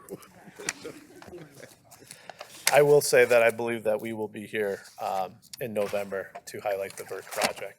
So Thank you. I just don't know what committee yet. Thank you. All right, next is Macomb Community Action. Oh, actually, Special Revenue Fund. I'm sorry, Andrew, I take that back. Yeah, Unless one Krista's here. There were some special revenue pages as well. I don't know if any, D13 through D16 for the Health Department. Is there anything you want to talk about on those pages? I apologize, I just saw He that. thought he was through.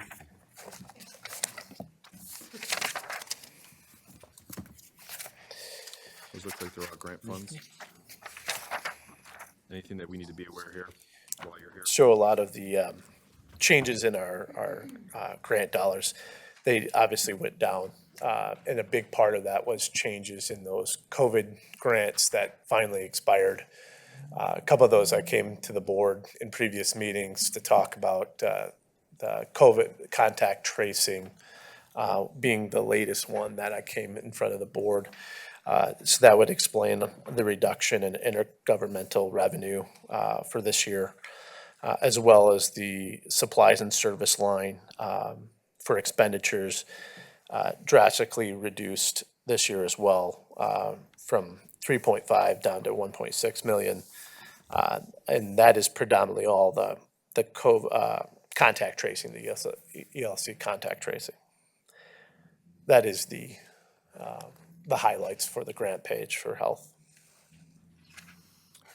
Andrew, just in regards to page D13 with your, we transfer money in from the general fund into this grant fund. We're transferring an additional $500,000. Specifically, I'm just kind of looking through here, line items. It looks like your biggest increase is your contract services. I'm not going to look at personnel because that's increasing. Doesn't look like you're not asking for any more personnel. What's the contract services specifically for? Contract services is the specific, as you recall, just a few weeks ago, we talked about the sewage surveillance project. And a lot of that work is going to be done from a contractual standpoint of outside of the health department is not going to be collecting those samples. It's going to be a third party. Aquasite is the vendor that will be doing that work. So that's the reason why it went out that much, because of that specific program that we're taking on this year. I don't see any questions on these pages. Oh, Commissioner Kraft. Sorry, thank you, Mr. Chair. I'm up ahead on D16. Two questions for you, Andrew, on that one. The public health workforce and infrastructure for $250,000. Can you explain that one a little bit? I believe that specific grant is going to be what's used for our mobile vaccination purchase of that mobile vaccination vehicle and outfitting of that vehicle to specs that support health vaccinations. Got it. Okay, thank you. And then the next one, my baby, the qPCR sampling. I know we had the uptick because we had the increase, but it looks like it's going to go back down to 30,000. Is that just kind of standard unless we show the state we're doing well and they give us more and we get the bump? Yeah, Is that so kinda basically how this one works, Commissioner, you probably remember that you get initial amount that we can only budget for that because that's what they tell us, but oftentimes it'll be amended in the year because they'll find additional funds. They know we've done a great job, we're reputable, and oftentimes we get our budget extended. Got it. Okay. Thank you, Andrew. Thank you, Mr. Chair. Andrew, I don't see any other questions, so now we're good this time. All Thank right, you. thanks, Commissioners.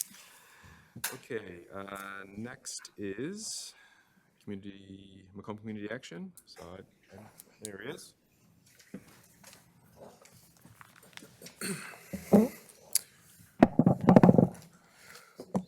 Good afternoon, everyone. Thank you very much for taking the time to hear from us this afternoon. Just want to run through a couple of quick program highlights from this past year. I think, as you all know, this was my first year in this position at the helm, providing leadership to community action.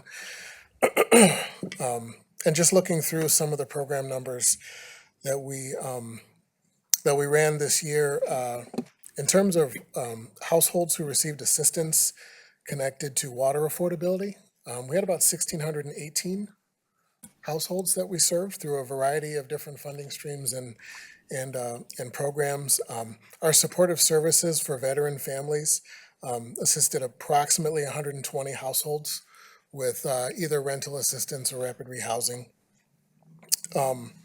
Our Head Start program served approximately 760 children this past year. And, we're looking to continue that rich tradition of servicing those families. Couple of highlights. This past year, the state of Michigan made available the local water utility affordability grant funding, and we pursued that, and we were able to secure a total of $1 million. I believe the way that it's parsed out is supposed to be in increments of approximately $333,000 a year for us to use towards assisting people with water affordability, and also what we refer to as conservation. And so that would be plumbing repairs in homes that help save and conserve water use. And we also were given the opportunity this year to pursue some smaller funding from Huntington Bank, and we received $30,000 from Huntington Bank, which we have put to use for the purchase of food for the food bank, to utilize for our transportation program, and also to promote financial literacy activities and programming that we had going on throughout the year. One thing I want to mention, because I think that it's something that we need to be aware of and keep an eye on for the future, is food. So on average, the last few years, our food bank has distributed about 2.5 million pounds of food to a little over 120,000 households. And we have done that through a network of 60 to 65 local pantries and food banks. And over the years, things seem to be getting tighter and tighter. I think we see in the news all the time that food costs are going up. SNAP benefits are being reduced in many cases. A lot of this is some contraction, over the last several years when COVID was, a serious issue and resources were being put into communities to address it. We saw a lot of increased spending. And some of that's contracting now. I think we're going to get back to what we saw as normal spending pre-COVID, so 2019 and before. Last year, I requested $1 million for the purchase of food in our budget. As we went through the process, working with finance, working with the OCE, making cuts and adjustments here and there when we needed to. By the time it got to you all, it was $500,000, and you granted that, and we are deeply appreciative. I know in previous years to that, there was even some additional, that was allotted. A similar process happened this year. I requested $1 million, and again, through the process of refining our budget, workshopping it, making adjustments and cuts where we need to, it was brought back down to $500,000 specifically for food. And again, we know our part. Departments have to make sacrifices here and there in order to meet the budget. But this is something that I just want to make us aware of. There are fairly deep cuts that are going to be coming on the horizon at the federal level. It's not necessarily going to matter which administration ends up in office after November. I think that in the next 2 years or 3 years, we can expect up to a 40% cut from our TFAP program. And that's going to be an issue because as we have seen the spending contract back to pre-COVID levels, we have not seen the demand reduce. And so that's something I just want to make you aware of. I don't want to fearmonger. I don't want to sort of grandstand, but I think it's important, in the management of our resources, just to make sure you all are aware.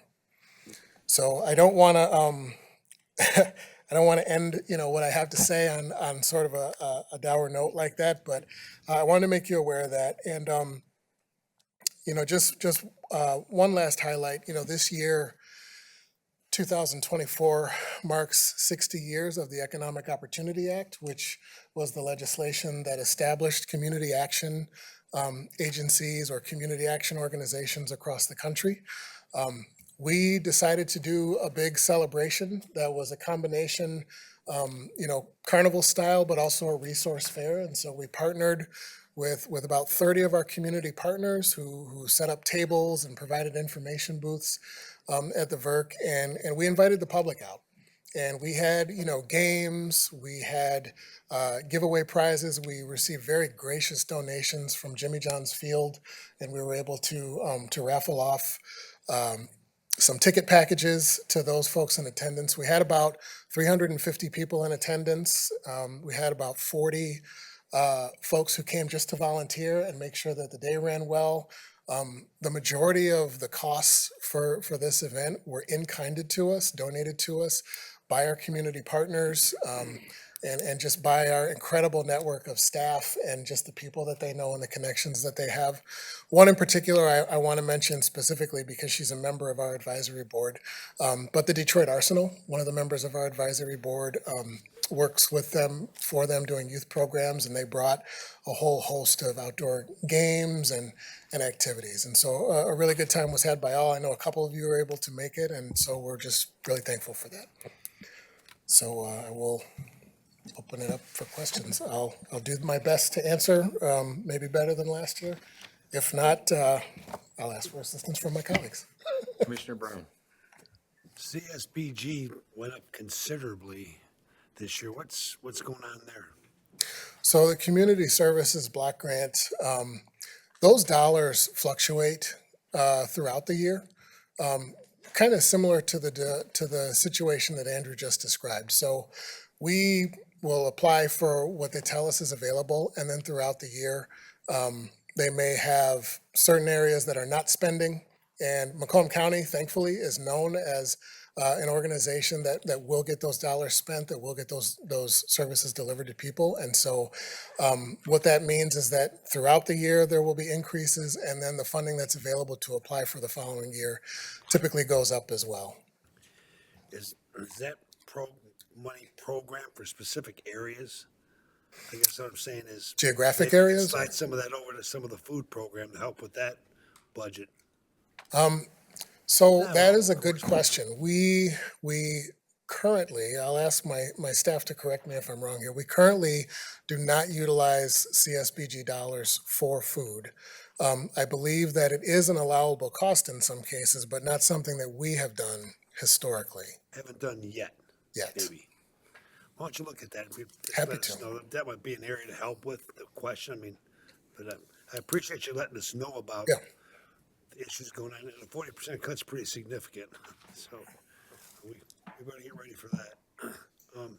Also, just the general, does legal aid fall under your banner?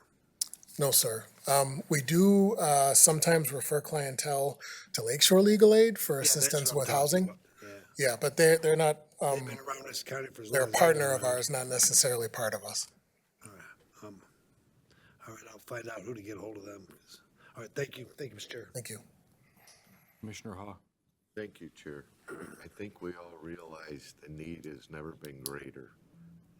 Everybody seems to, I'm checked that, the fact that the costs keep rising all the time just it exemplifies how great the need is. Yes, sir. But I do have one question, and I think I asked you this last year. I love how you creatively come up with head count of 0.67, 0.23, 0.02. I don't know how you get a 0.02 head. And you, so you don't have to answer that. It's just, I thought I brought that up last year. But what I did notice on your personnel costs for identically the same head count, it went down. How'd that happen? So we You ought to be a identified, model. I'm sorry? You ought to be a model. So we did identify the first iteration of this budget book that was put together. There is an inaccuracy in our head count. Our head count is actually a bit lower than it was last year at this time. That accounts for the lower personnel costs. So we sent corrections over earlier, but it sounds like they haven't made it to you yet. So we'll make sure that you get the corrected head count. Thank you very much. Yes, That's all I have, Chair.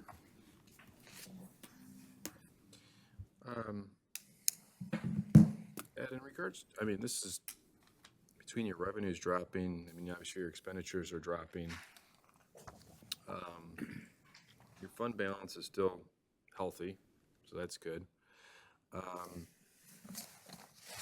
Commissioner Hart was talking about your employee count, so with all the revenues going down and the expenditures going down, with the employee count still remaining the same, you're not making any adjustments to employee count, even with all the adjustments to your revenue and expenditures? I will turn that over to. So the reduction in the headcount that Ed alluded to is on page D19. Remember, we spoke earlier about the Community Development Block Grant Program, which is now administered by the Planning Department. There's 6 positions still reflected in the MCA budget that need to be moved over to planning. So that's where you're seeing no headcount change, but personnel going down because the headcount needs to be shifted over to planning grants. Steve, another quick question here. So we're transferring money in from the general fund into this fund. It has a healthy fund balance. Is that a requirement? Do we have to do that? It's match money, isn't it? A lot of these are discretionary programs. Okay. There might be some match in there. I know we provide some money to Head Start. I think that's So the ones partly that are match, partly That's discretionary. the amount that we're actually transferring. Pardon? So I'm going to use last year as an example. Last year we had 6.2 million. This year we have 3.7 million. So last year we transferred almost double the amount of money into this fund to do programs based on what we felt were necessary. Remember, I mentioned last week that in 2023, we provided 100% of their contribution from the general fund that built up about a $1.7 million surplus in the fund balance, which we're drawing down on in 2025. So that's partly why you see a large decrease there is we're utilizing fund balance that we provided from the general fund in 2023. So I'm being open and honest here. I'm looking for general fund dollars. And your forecast is transferring the exact same amount of money into this fund for the next 3 years with a fund balance of almost $23 million in 3 years. And some of those could, pardon? I'm just trying to figure out why we have to transfer so much general fund dollars into this fund when it's got a healthy fund balance. Some of these could be restricted fund balances and other certain programs, like could be Sarah. I'll look into that, Commissioner. Yeah, home ARP, for example. Okay, fair enough. Commissioner Van Sickle. Thank you. Good afternoon. Good afternoon.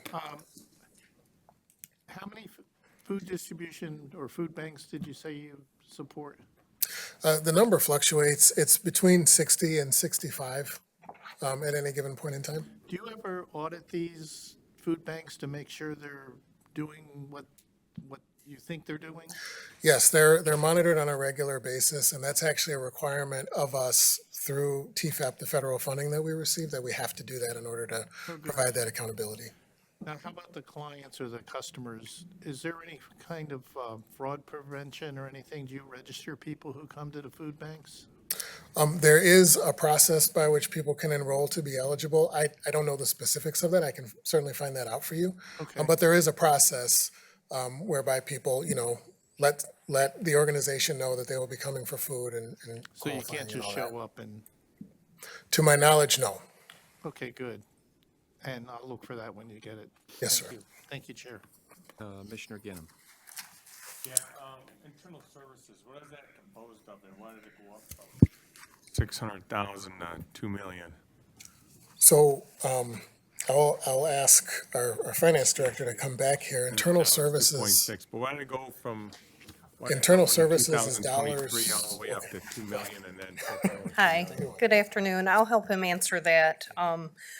The internal service charges are part of the cost allocation plan that the county charges back to the departments. So that encompasses the purchasing department, the mailroom, the finance, general staff. So it's a conglomerate of all those charges that get divvied up to the other departments within the county. And that did increase substantially between last year and this year. Yeah, but why what was the big difference? They start using more services or something, or? It just generally goes up year after year. It's a projected increase of about 5% each year. With our annual raises and the cost of fringes, that does increase the internal cost of the departments. So going back to what Commissioner Sabatini was saying, why don't you just take less of the Schmiegel tax out and give you more and let the fund balance take up the rest? So our fund balances are generally restricted funds and they are earmarked specifically by the grantor. You have to use them for specific services or deliver to certain residents. So we can't just pull from fund balance to cover shortfalls in other areas, unfortunately. So you're gonna say that the $3 million you're taking this year is gonna be all restricted funds or just some restricted So funds? the 3.7 is actually earmarked throughout all of our grants for the shortfalls of the grant dollars that we did not receive an increase on.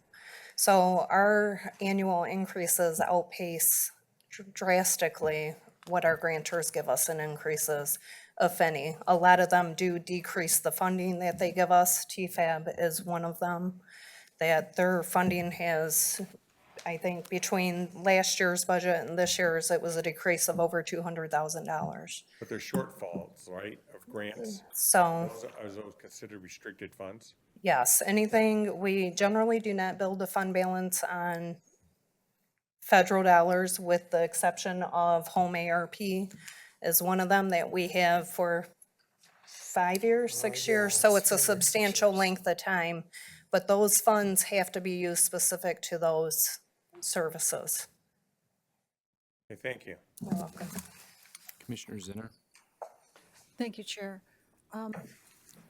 Scott, I, I might be thinking of a different group of people who have food banks, but I thought the food banks, people could go into food banks and they did not have to give their name. So some of that is dependent on which funding the food bank has used to receive the food. If it is the federal, federally funded, some of what we provide to food banks is TFAP. We supplement that with donated food. The food bank themselves might get money, food or money from other sources. And in those cases, they're able to distribute it how they please, So they don't have to give their name then? in some cases. How many of the 60 or 65 places that the county has food banks, how many places are like that? That's, Just off the cuff. yeah, I would have to get back to you on that. I couldn't even give you a ballpark of that. I can ask our food bank staff, who would know that number right off the top of their heads. I'm happy to get that for you. I know you've just been here a year and that your department is just mammoth. That covers like the whole world practically. So I understand. Thank you. Thank you. Thank you, Chair. Okay, I'd see no other questions from Macomb Community Action. Thank you, Ed.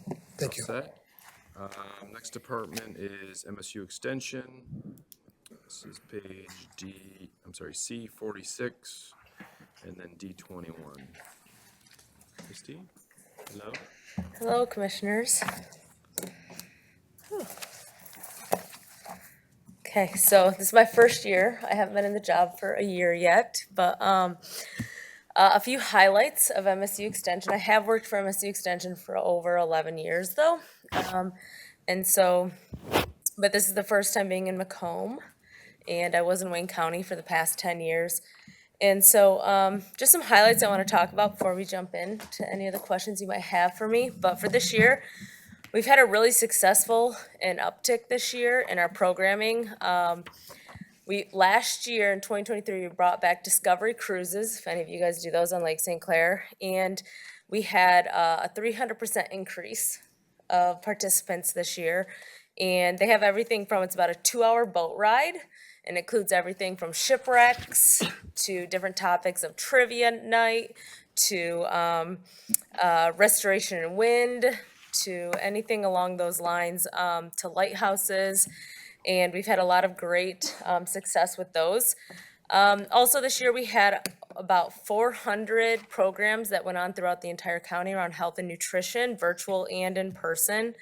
One really cool thing that happened was we actually had a food safety graduate who then went and she opened her own business on Hall, which is an allergy-free bakery. I don't know if you've ever tried it, but I encourage you to. It was a lot of fun to hear that that participant's success. I just recently did a trip to Youngblood Vineyard, if you've ever been there. We do a lot of work out there in the agricultural world.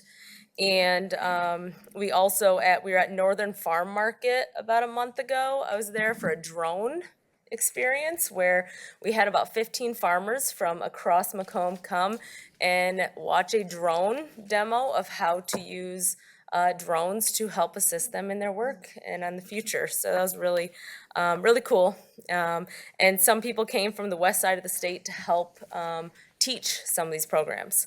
Another thing I would be, we did a class called Forgiving and Letting Go of the Past class. We've done a few throughout the community. One was in Shelby Township, and it was really cool. I got to talk with a man who had not talked to his brother in 40 years. And after taking this class, he's reconnected with his brother from over 40 years ago. And they are now talking on the phone regularly. So just a few things of how our work is impacting Macomb. Just this year, we started launching a breastfeeding initiative. And if you go to we've worked with WIC very closely to start breastfeeding tents, and we have helped provide them with spaces for moms to breastfeed in public at events and in parks and fairs like that. So We've also done, we've had 2 new staff on our 4-H staff, and they did their first fair. They were hired about a month before fair season. They went in and they ran fair without a problem, and it was phenomenal to see. We had just as much experience from our young kids out there, and it was, I got to actually go to Macomb to the Armada Fair for the first time, and it was a lot of fun to watch the kids and the interactions and everything they were doing. And the last thing about 4-H is we actually had our first Michigan outbound delegate was from Macomb, and she got to go to Japan for 8 weeks and do an overseas program with them. And all of that is possible through the work that we do. And then also just talking a little bit about the future. We are working with Centerline Public Schools right now, and they want an edible garden being created throughout their school system. And we are working with them in our Master Gardener program to provide some education around that and some vision around that. In January, we're going to be educating 150 ISD teachers on mindful education, which will give them some experience and some teaching possibilities and some teaching credits as well to bring some mindfulness to the classroom. And yeah, so those are just some things that are coming up and some things that we have done, but I'll leave it to you guys to ask me what questions you guys have for me. Commissioner Van Sickle. Thank you. Glad to hear about 4-H. Are there plans to try to grow that program? Yes, we're continuing to try and grow. We just hired 2 amazing new staff who are very, very excited, very up in arms. We have about 130 to 150 volunteers right now, and we're really trying to get upwards to 200 in the next year or 2. So Hang on to them and keep them motivated. yes. The other question I have is about your financial counseling. How's that going? And are people taking advantage of it? Yes, it is going very well. We're still continuing. We have 1 staff who she's full-time. She's been doing the financial education throughout all of Macomb. She's been here about 6-7 years, I believe. In 2023, she worked with about 60 homeowners and brought about $500,000 to the county in funds to help assist them with keeping their homes. And we continue to grow with that. We continue to have a ton of one-on-one counseling sessions that come in. That's probably the most foot traffic we get right now, is we get people coming in with bugs or leaves and asking us what's going on, and we diagnostic and we can help them with that. But the other biggest thing is we have people coming in with looking for financial advice. As things get tighter, as so many of the people have mentioned in their presentations, will you need more? I would be happy to get more. Or I would be happy to get more. are you turning people away? Are you turning citizens away? We refer them to other, we never try and turn them away. We always try and refer them. If they need it right away and we can't fit them in, we will refer them to another organization that we can work with. So we never try to ever turn anyone away. Are those other organizations nonprofits or free to them? Yeah. Okay. Yeah, and if they can't afford any of it, or if there are ones that do have a cost to it and they can't afford those, we share with others, or we try and fit in our schedule. The one thing that I love about Extension is we fit into what our participants need. So if we have to, our program instructor, she was working till like 6:30 one night, and I was there with her because she needed to meet with a client, and I told her I'd stay with her so that we were, safe and felt comfortable in the environment. That's very important to try to keep people from sinking. Yeah. Financial debt. Yeah. Thank you. Thank you, Chair. Commissioner Brown. Thank you. That's a program that's doing very well. Commissioner Van Sickle just talked about, because there was a move to have the county create something similar. We decided not to do it because of success your program was having, and glad to hear that it's doing very well. So thank you for the update. How many unique clients do you have in a year's time? Do you have a number, how many unique clients you service from Macomb County? Unique? As opposed to county people multiple times as they're in the same. Yes, yeah. So I would say the hard thing is with virtual, because we do offer, all of the classes we offer are offered virtually at some point. And so we're still trying to figure out as a organization how to really capture all of those, but we do spread out, and thanks to my office manager who is constantly recruiting and throwing out all of our classes. But I would say in person, we probably reach, I'd say probably close to 8,000. Virtually, we probably reach close to 20,000, 30,000. Outstanding, that's great. Virtuals, yeah, forget about that, but that's absolutely, Yeah. that's where it's at. And what we've learned is virtual is our best route to reach parents right now.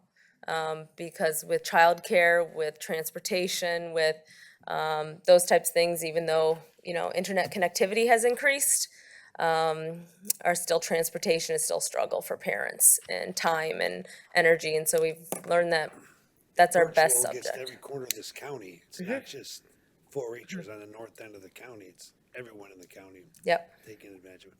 Thank you very much. Yep. Commissioner Romano. Thank you, Chair. Hi. Hi.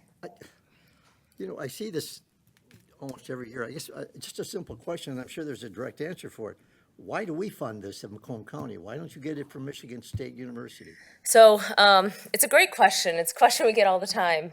So Extension, so we are a land grant organization, land grant college, which we're the only one in Michigan who's a land grant university. And Abraham Lincoln actually put this into play a long time ago for agricultural universities. And one of the biggest things that came out of it is MSU Extension, even though we are part of MSU, we have to fund ourselves completely. The university gives us maybe 5% of our funds.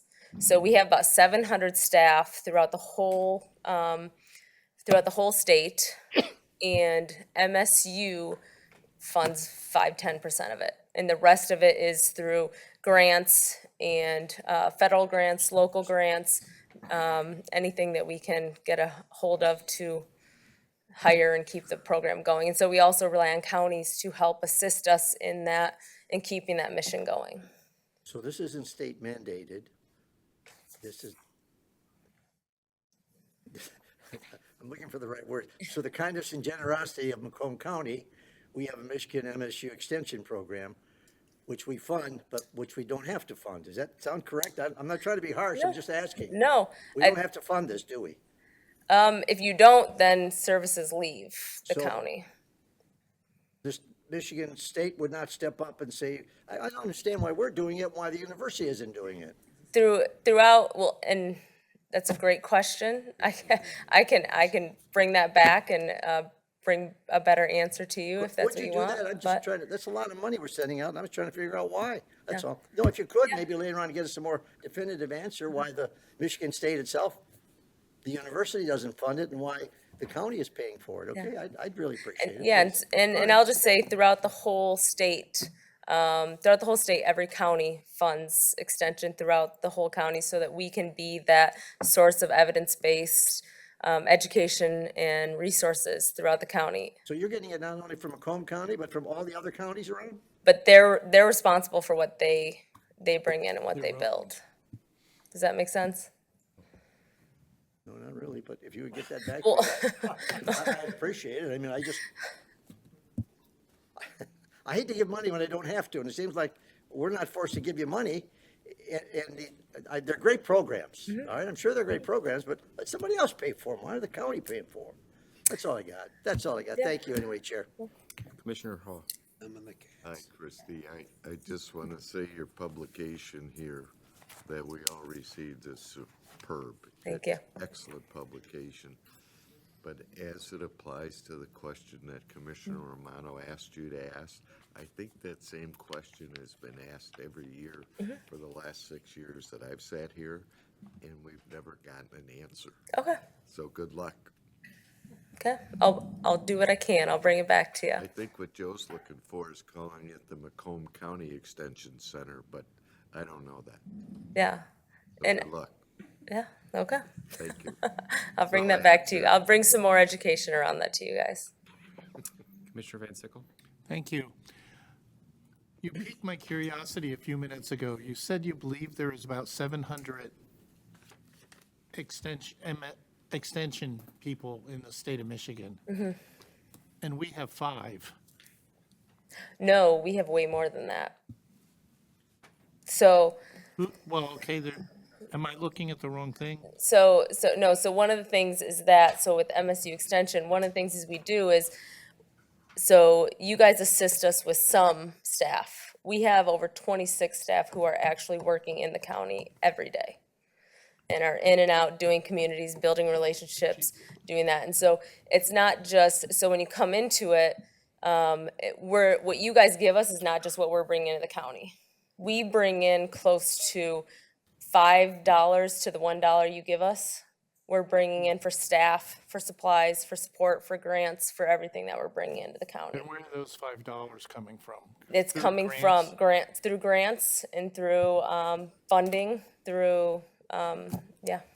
So that's what's Okay. coming in, yeah. So the 700 would be the 26 and the 5 on our list are all included in that 700. Yeah. Okay, that makes a little more sense. Thank you very Yeah, much yep. for explaining that. Yeah. Thank you, Chair. Okay, Christie, I don't see any other questions, so we are all set. Thank you so much. And I'll get that back to you. Thank you. Next department is Office of Senior Services. Sheila's here, patiently waiting. for 2 Very hours. patiently waiting. So this is page D24 and D25 in the budget, Commissioners. Yeah. So thank you, Commissioners, for hearing me out today. I wanted to talk a little bit about how the Office of Senior Services has been utilizing the dollars that we receive, so that you have a better understanding of how busy we've been at the Office of Senior Services. So we have maximized our ARP dollars to invest in technology and equipment to support a paperless process. You might think, well, aren't all departments paperless? We definitely were not. We used a lot of paper for our meal deliveries. We use paper for our seniors signing into our dining sites.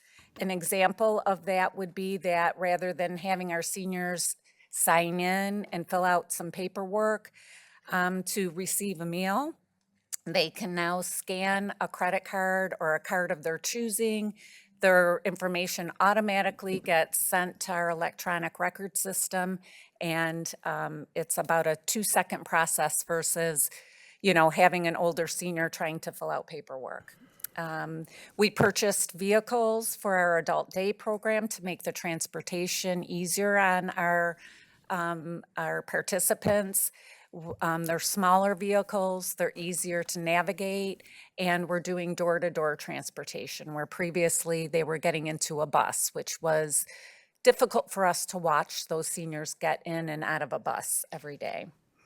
Our Elder Justice Alliance is gaining momentum. We have added a part-time program coordinator to assist with scheduling meetings, reaching out to the members of the task force, coordinating the events that are associated with that task force. We've hosted a national presenter for a conference in June. Attorney General Nessel has presented in a recent meeting of the task force.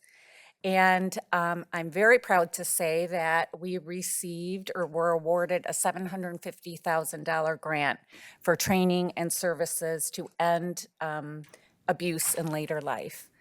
I'm not sure if you're aware, but 1 in 10 individuals, older individuals in the country are victims of either exploitation, neglect, abuse, and only 1 in 24 of those cases are actually reported.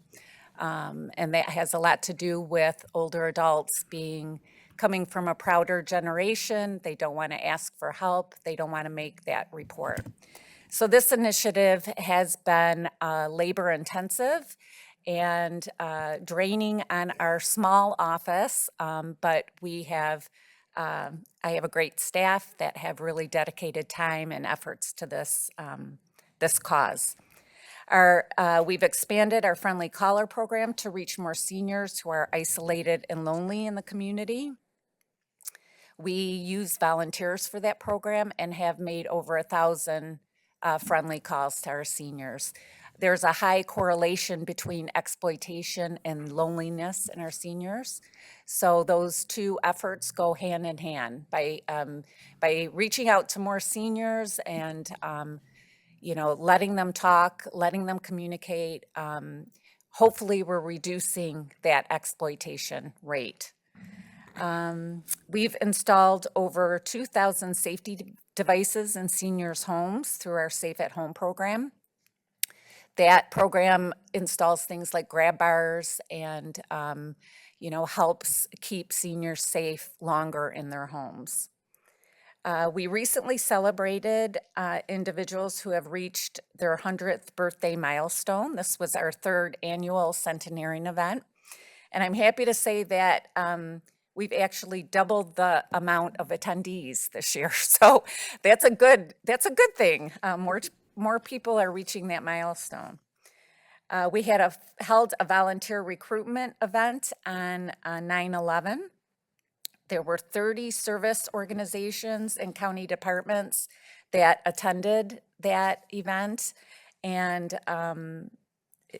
that helps with our volunteer recruitment, not only through OSS, but other county departments and organizations throughout the county.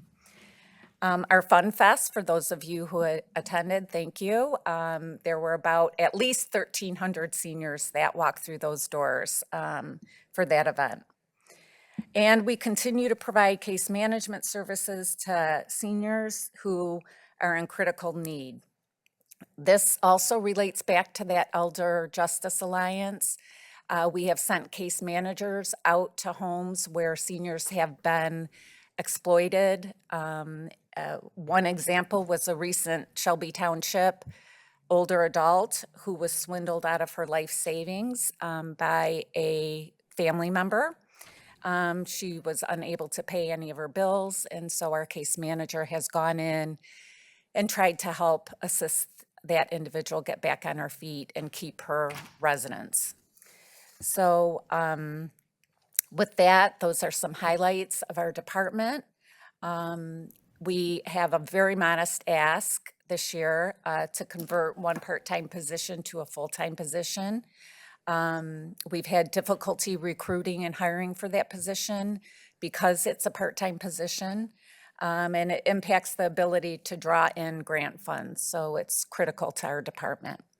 One ask that I took off the table was to have an admin assistant added to our department. Right now, my program manager, Nicole Urban, who is a great partner in this office, and myself do a lot of administrative work that we feel our efforts could be put in other areas. So we did take that off the table. So I'd be happy to answer any questions you have about the budget at this time. I'll start off really quick, Sheila. So you said, I'm looking at your position count, and it's exactly the same as last year. Correct. So are you asking for an additional position, or you're not asking for it? We are not asking, we took the admin assistant off the table, but what we're asking to do is to convert a part-time position to a full-time position. So the part-time position is already there. We're just asking to upgrade that to a full-time position. So you're looking for a half an FTE then? Yes. Okay, that's not in the budget. So we'll need more clarity on that. The dollars, the dollars are there. It's just when the headcount went to finance, it did not flow through to you, similar to MCA. Okay. So after adjusting and aligning how the hours that their other staff work, it's really an increase of 0.11. And it's an odd FTE count because we actually do the FTEs based on the hours they work per week. So their total is 50.32. We have to count every penny. Yeah. Commissioner Hall loves those. So I appreciate Tanya explaining that to you because I never would have been able to, so. So, I mean, I'm just looking at your your budget and based on your fund balance, I mean, your revenues have gone down $2.5 million in the last 2 years. Yeah. Yet, I mean, you're still providing services, but I mean, this is getting really, really challenging for you. It is. Yeah. And looking at your fund balance, forecast for the next couple of years, it's a $600,000 deficit. We do get funding, additional funding throughout the year, which helps our fund balance. So oftentimes, our funder will not spend out all of the dollars, and then they'll disperse additional funding throughout the, towards the end of the year. So it's sort of fluid in terms of our fund balance. Commissioner Ganem. Yes, my question is that your Meals on Wheels has decreased every year. Is that because of people are no longer using it, or are you doing it budgetarily? Budgetarily. So we're decreasing Meals on Wheels budgetarily because we just don't have the funds? That's part of it. One thing that we lost or got reduced significantly was our NSIP funding, and that was reduced by about $100,000 this year. That funding is based on the census at the state level, and they reduced Michigan by 34% this year. So that impacted our funding. So how you're just not accepting new people, or are you just doing it by attrition, or what are you doing? Yeah, so what we do is we'll look at our dinner meals first and try to reduce those. We'll cut our dinner meals before we cut the other meals, but eventually that leads to a wait list. So right now, based on need, we do provide some dinner meals to people who not only need the hot lunch, but also need a dinner meal. Those dinner meals would be the first that we cut back on. And then eventually, if we don't, catch up, eventually there would be a wait list for Meals on Wheels. Well, it's just sad. It makes me sad that we have to Me too. stop helping people. I mean, that's just sad. Yeah, And especially when people are really in need right now. absolutely. And unfortunately, I oftentimes our seniors are the last to get looked at in terms of, their care and their needs. So it's very difficult to watch. How much more money would you need to get your program up to speed? Oh, that's a great question. As much as I could get. Well, don't say that. I mean, I'd have to really crunch the numbers and get back to you and come back with a good number for you. I don't want to just throw something out there without doing my homework first, but I'd be happy to do that for you. yeah, would you give that information to the chair? Absolutely. You all set, Commissioner? Yes, thank you. Commissioner Brown. Following up on Commissioner Ganem, you said 34% cut from MISP.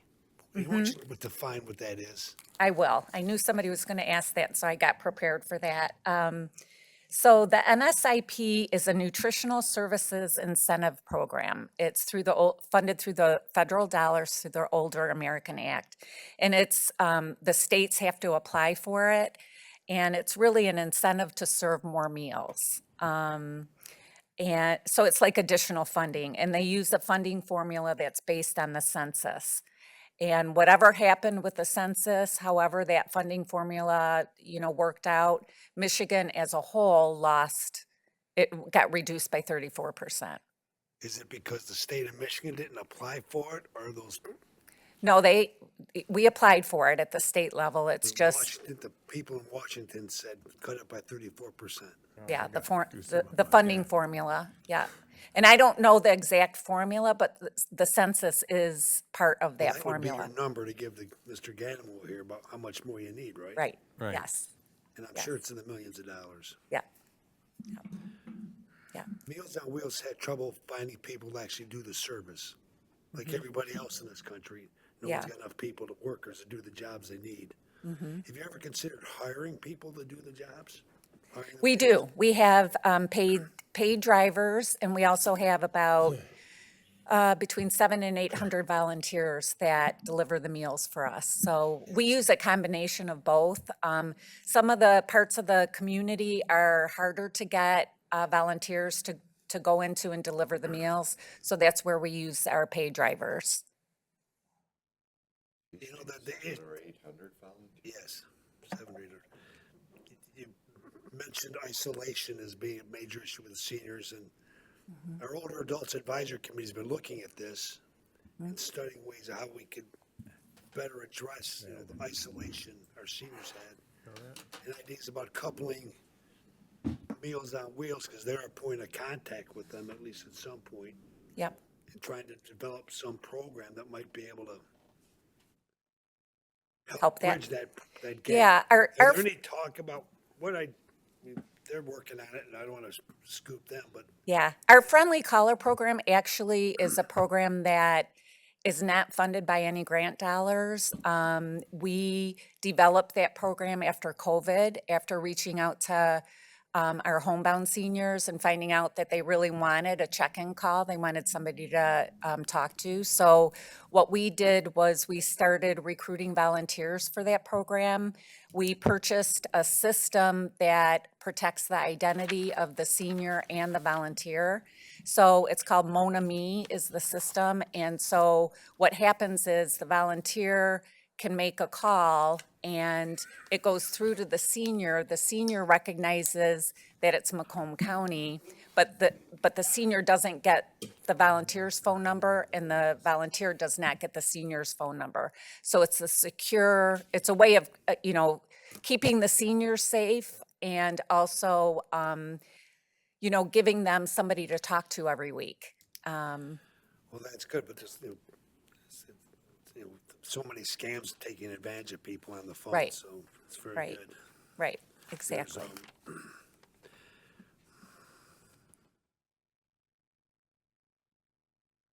how many did you say were on the waiting list to be on this? Currently, we Meals don't on- have a wait list for Meals on Wheels. Oh, good, very good. We're, Thank you very much. Thank you, Mr. Chairman. yep. Commissioner Van Sickle. Thank you. Good afternoon. Good to see you afternoon. again. Good to see you. The 1 out of 10 seniors that you quoted, does that include the seniors who are scammed? Yes. That's the national, that's the national estimation of how many seniors have either been scammed, exploited, neglected, abused. Yeah. I'm not disputing your numbers, but if I had to guess, I would have guessed higher than that from listening to various people around. It could be higher. In certain areas, it could Yeah, be yeah. higher demographically, different areas of the country, it could be higher. Absolutely. Well, in a way, I'm glad it's that low. Mm-hmm. I mean, 1 in 10 in a way doesn't sound low, but I'm glad it's 1 instead of 2 out of 10. Right. Yeah. The problem is 1 in 24 get actually reported. And out of those reported, about 50% actually get investigated. Do you do So- anything to advertise, like, which would encourage people to report these? Right now we have, so our Elder Justice Alliance has 2 subcommittees. One subcommittee does case review. It's a multidisciplinary team.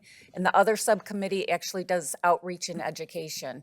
So we've done 2 conferences so far. We're working on, doing some forums, some participant forums. So the initiative started in March of 2023. So, it's really getting traction now, especially now that we were awarded the grant. We're going to be able to do some really wonderful things with those dollars. Yeah, your organization was at the Lorenzo Center recently, right? With the Yes. county- Yeah, I thought I saw everybody. Yeah, there. actually, we host that event. So, Okay, so you're the yeah, host. our office, puts that whole event together. Yeah. We ought to have your name on the bags then. Right. Right, yeah. Thank you. Thank you, Chair. Commissioner Zinner. Thank you, Chair. Hi there, how you Hi. doing? Good, I'm thank sure you. you're busy and tired. Yes. So we'll try to keep this fast. I like that idea of someone's calling, but you can't tell who each other are. That's the way it should be, I think. And there was an original question I had for you, and let's see where my note is.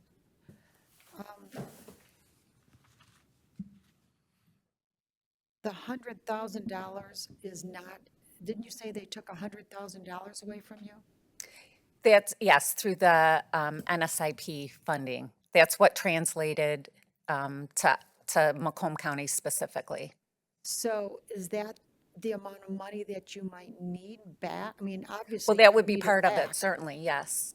Yeah, that would be part of the lost funding. And you lost more. Mhm. Okay. So what is the amount you really would like to have? Great question. That's what you have to look, but Yeah, I I have thought to- you had said $100,000. Yeah, yeah. So it's yeah. even more than Yeah, that. I would need to look at, Okay, thank you. I'm sorry I don't want to bother you with That's that okay. anymore.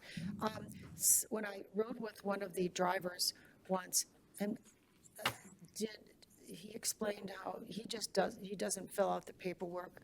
I think this was state paperwork. Mhm. I believe it was state paperwork for his getting money back for driving. And it took time. It was. Yeah, Is that's that the still mileage same form. It is? Yeah, so we offer mileage reimbursement for our Right. volunteers, and they do have to fill out a form documenting how many miles they traveled during the meal delivery, Right, and so then there's- we reimburse them for But that that. hasn't changed. It's No, just that something hasn't simple. changed. Yeah. No, it's from the state. Yeah. Okay, thank you very much, and You're thank you welcome. for all that you do. Thank you, Chair. Commissioner Brown, second round. On your contract services, it's went up almost $300,000 compared to last year. What are you doing differently that you didn't do last year? You understand? Your contract services line was almost up $300,000. Is that the food cost? Yeah. That would be the food cost. So we contract with our 3 production kitchens, and obviously the cost of food has gone up, so that's where that funding goes. And that funds the congregate meal sites, is that what those? It funds the actual product, the actual food product that they prepare for us, and then, You put it in the Meals on Wheels? yep, Okay, all yep. right, thank you. You're welcome.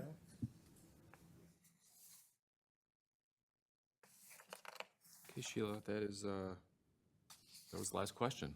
Okay, So you're all great. set. Thank you so much. Thank you very much. Commissioners, see any other questions on these items? So we have a motion. Commissioner Oh, Steve Savigny. Steve has something. Okay. I just thought I'd add some context around this discussion we were having earlier about the Verkulen project and how that may impact the 2025 general fund budget. So we've secured or been awarded a $25 million grant for that project.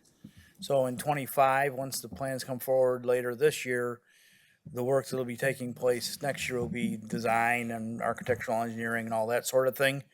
And so those dollars or those costs will be paid with that $25 million grant. So there should be no impact on general fund contribution, if any, toward that project in '25.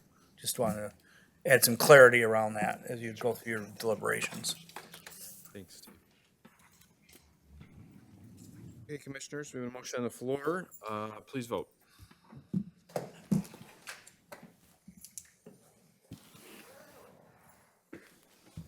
Motion passes 12-0. Okay, next item is public participation. This is opportunity for public participation for those who would like to speak for a maximum of 3 minutes on any issue. Anyone from the public like to speak? Going once, twice. We'll close public participation. Commissioner comments? Seeing none. Motion to adjourn. Made by Romano, supported by Wallace. Thank you, everybody. Have a good rest of your day. See you tomorrow.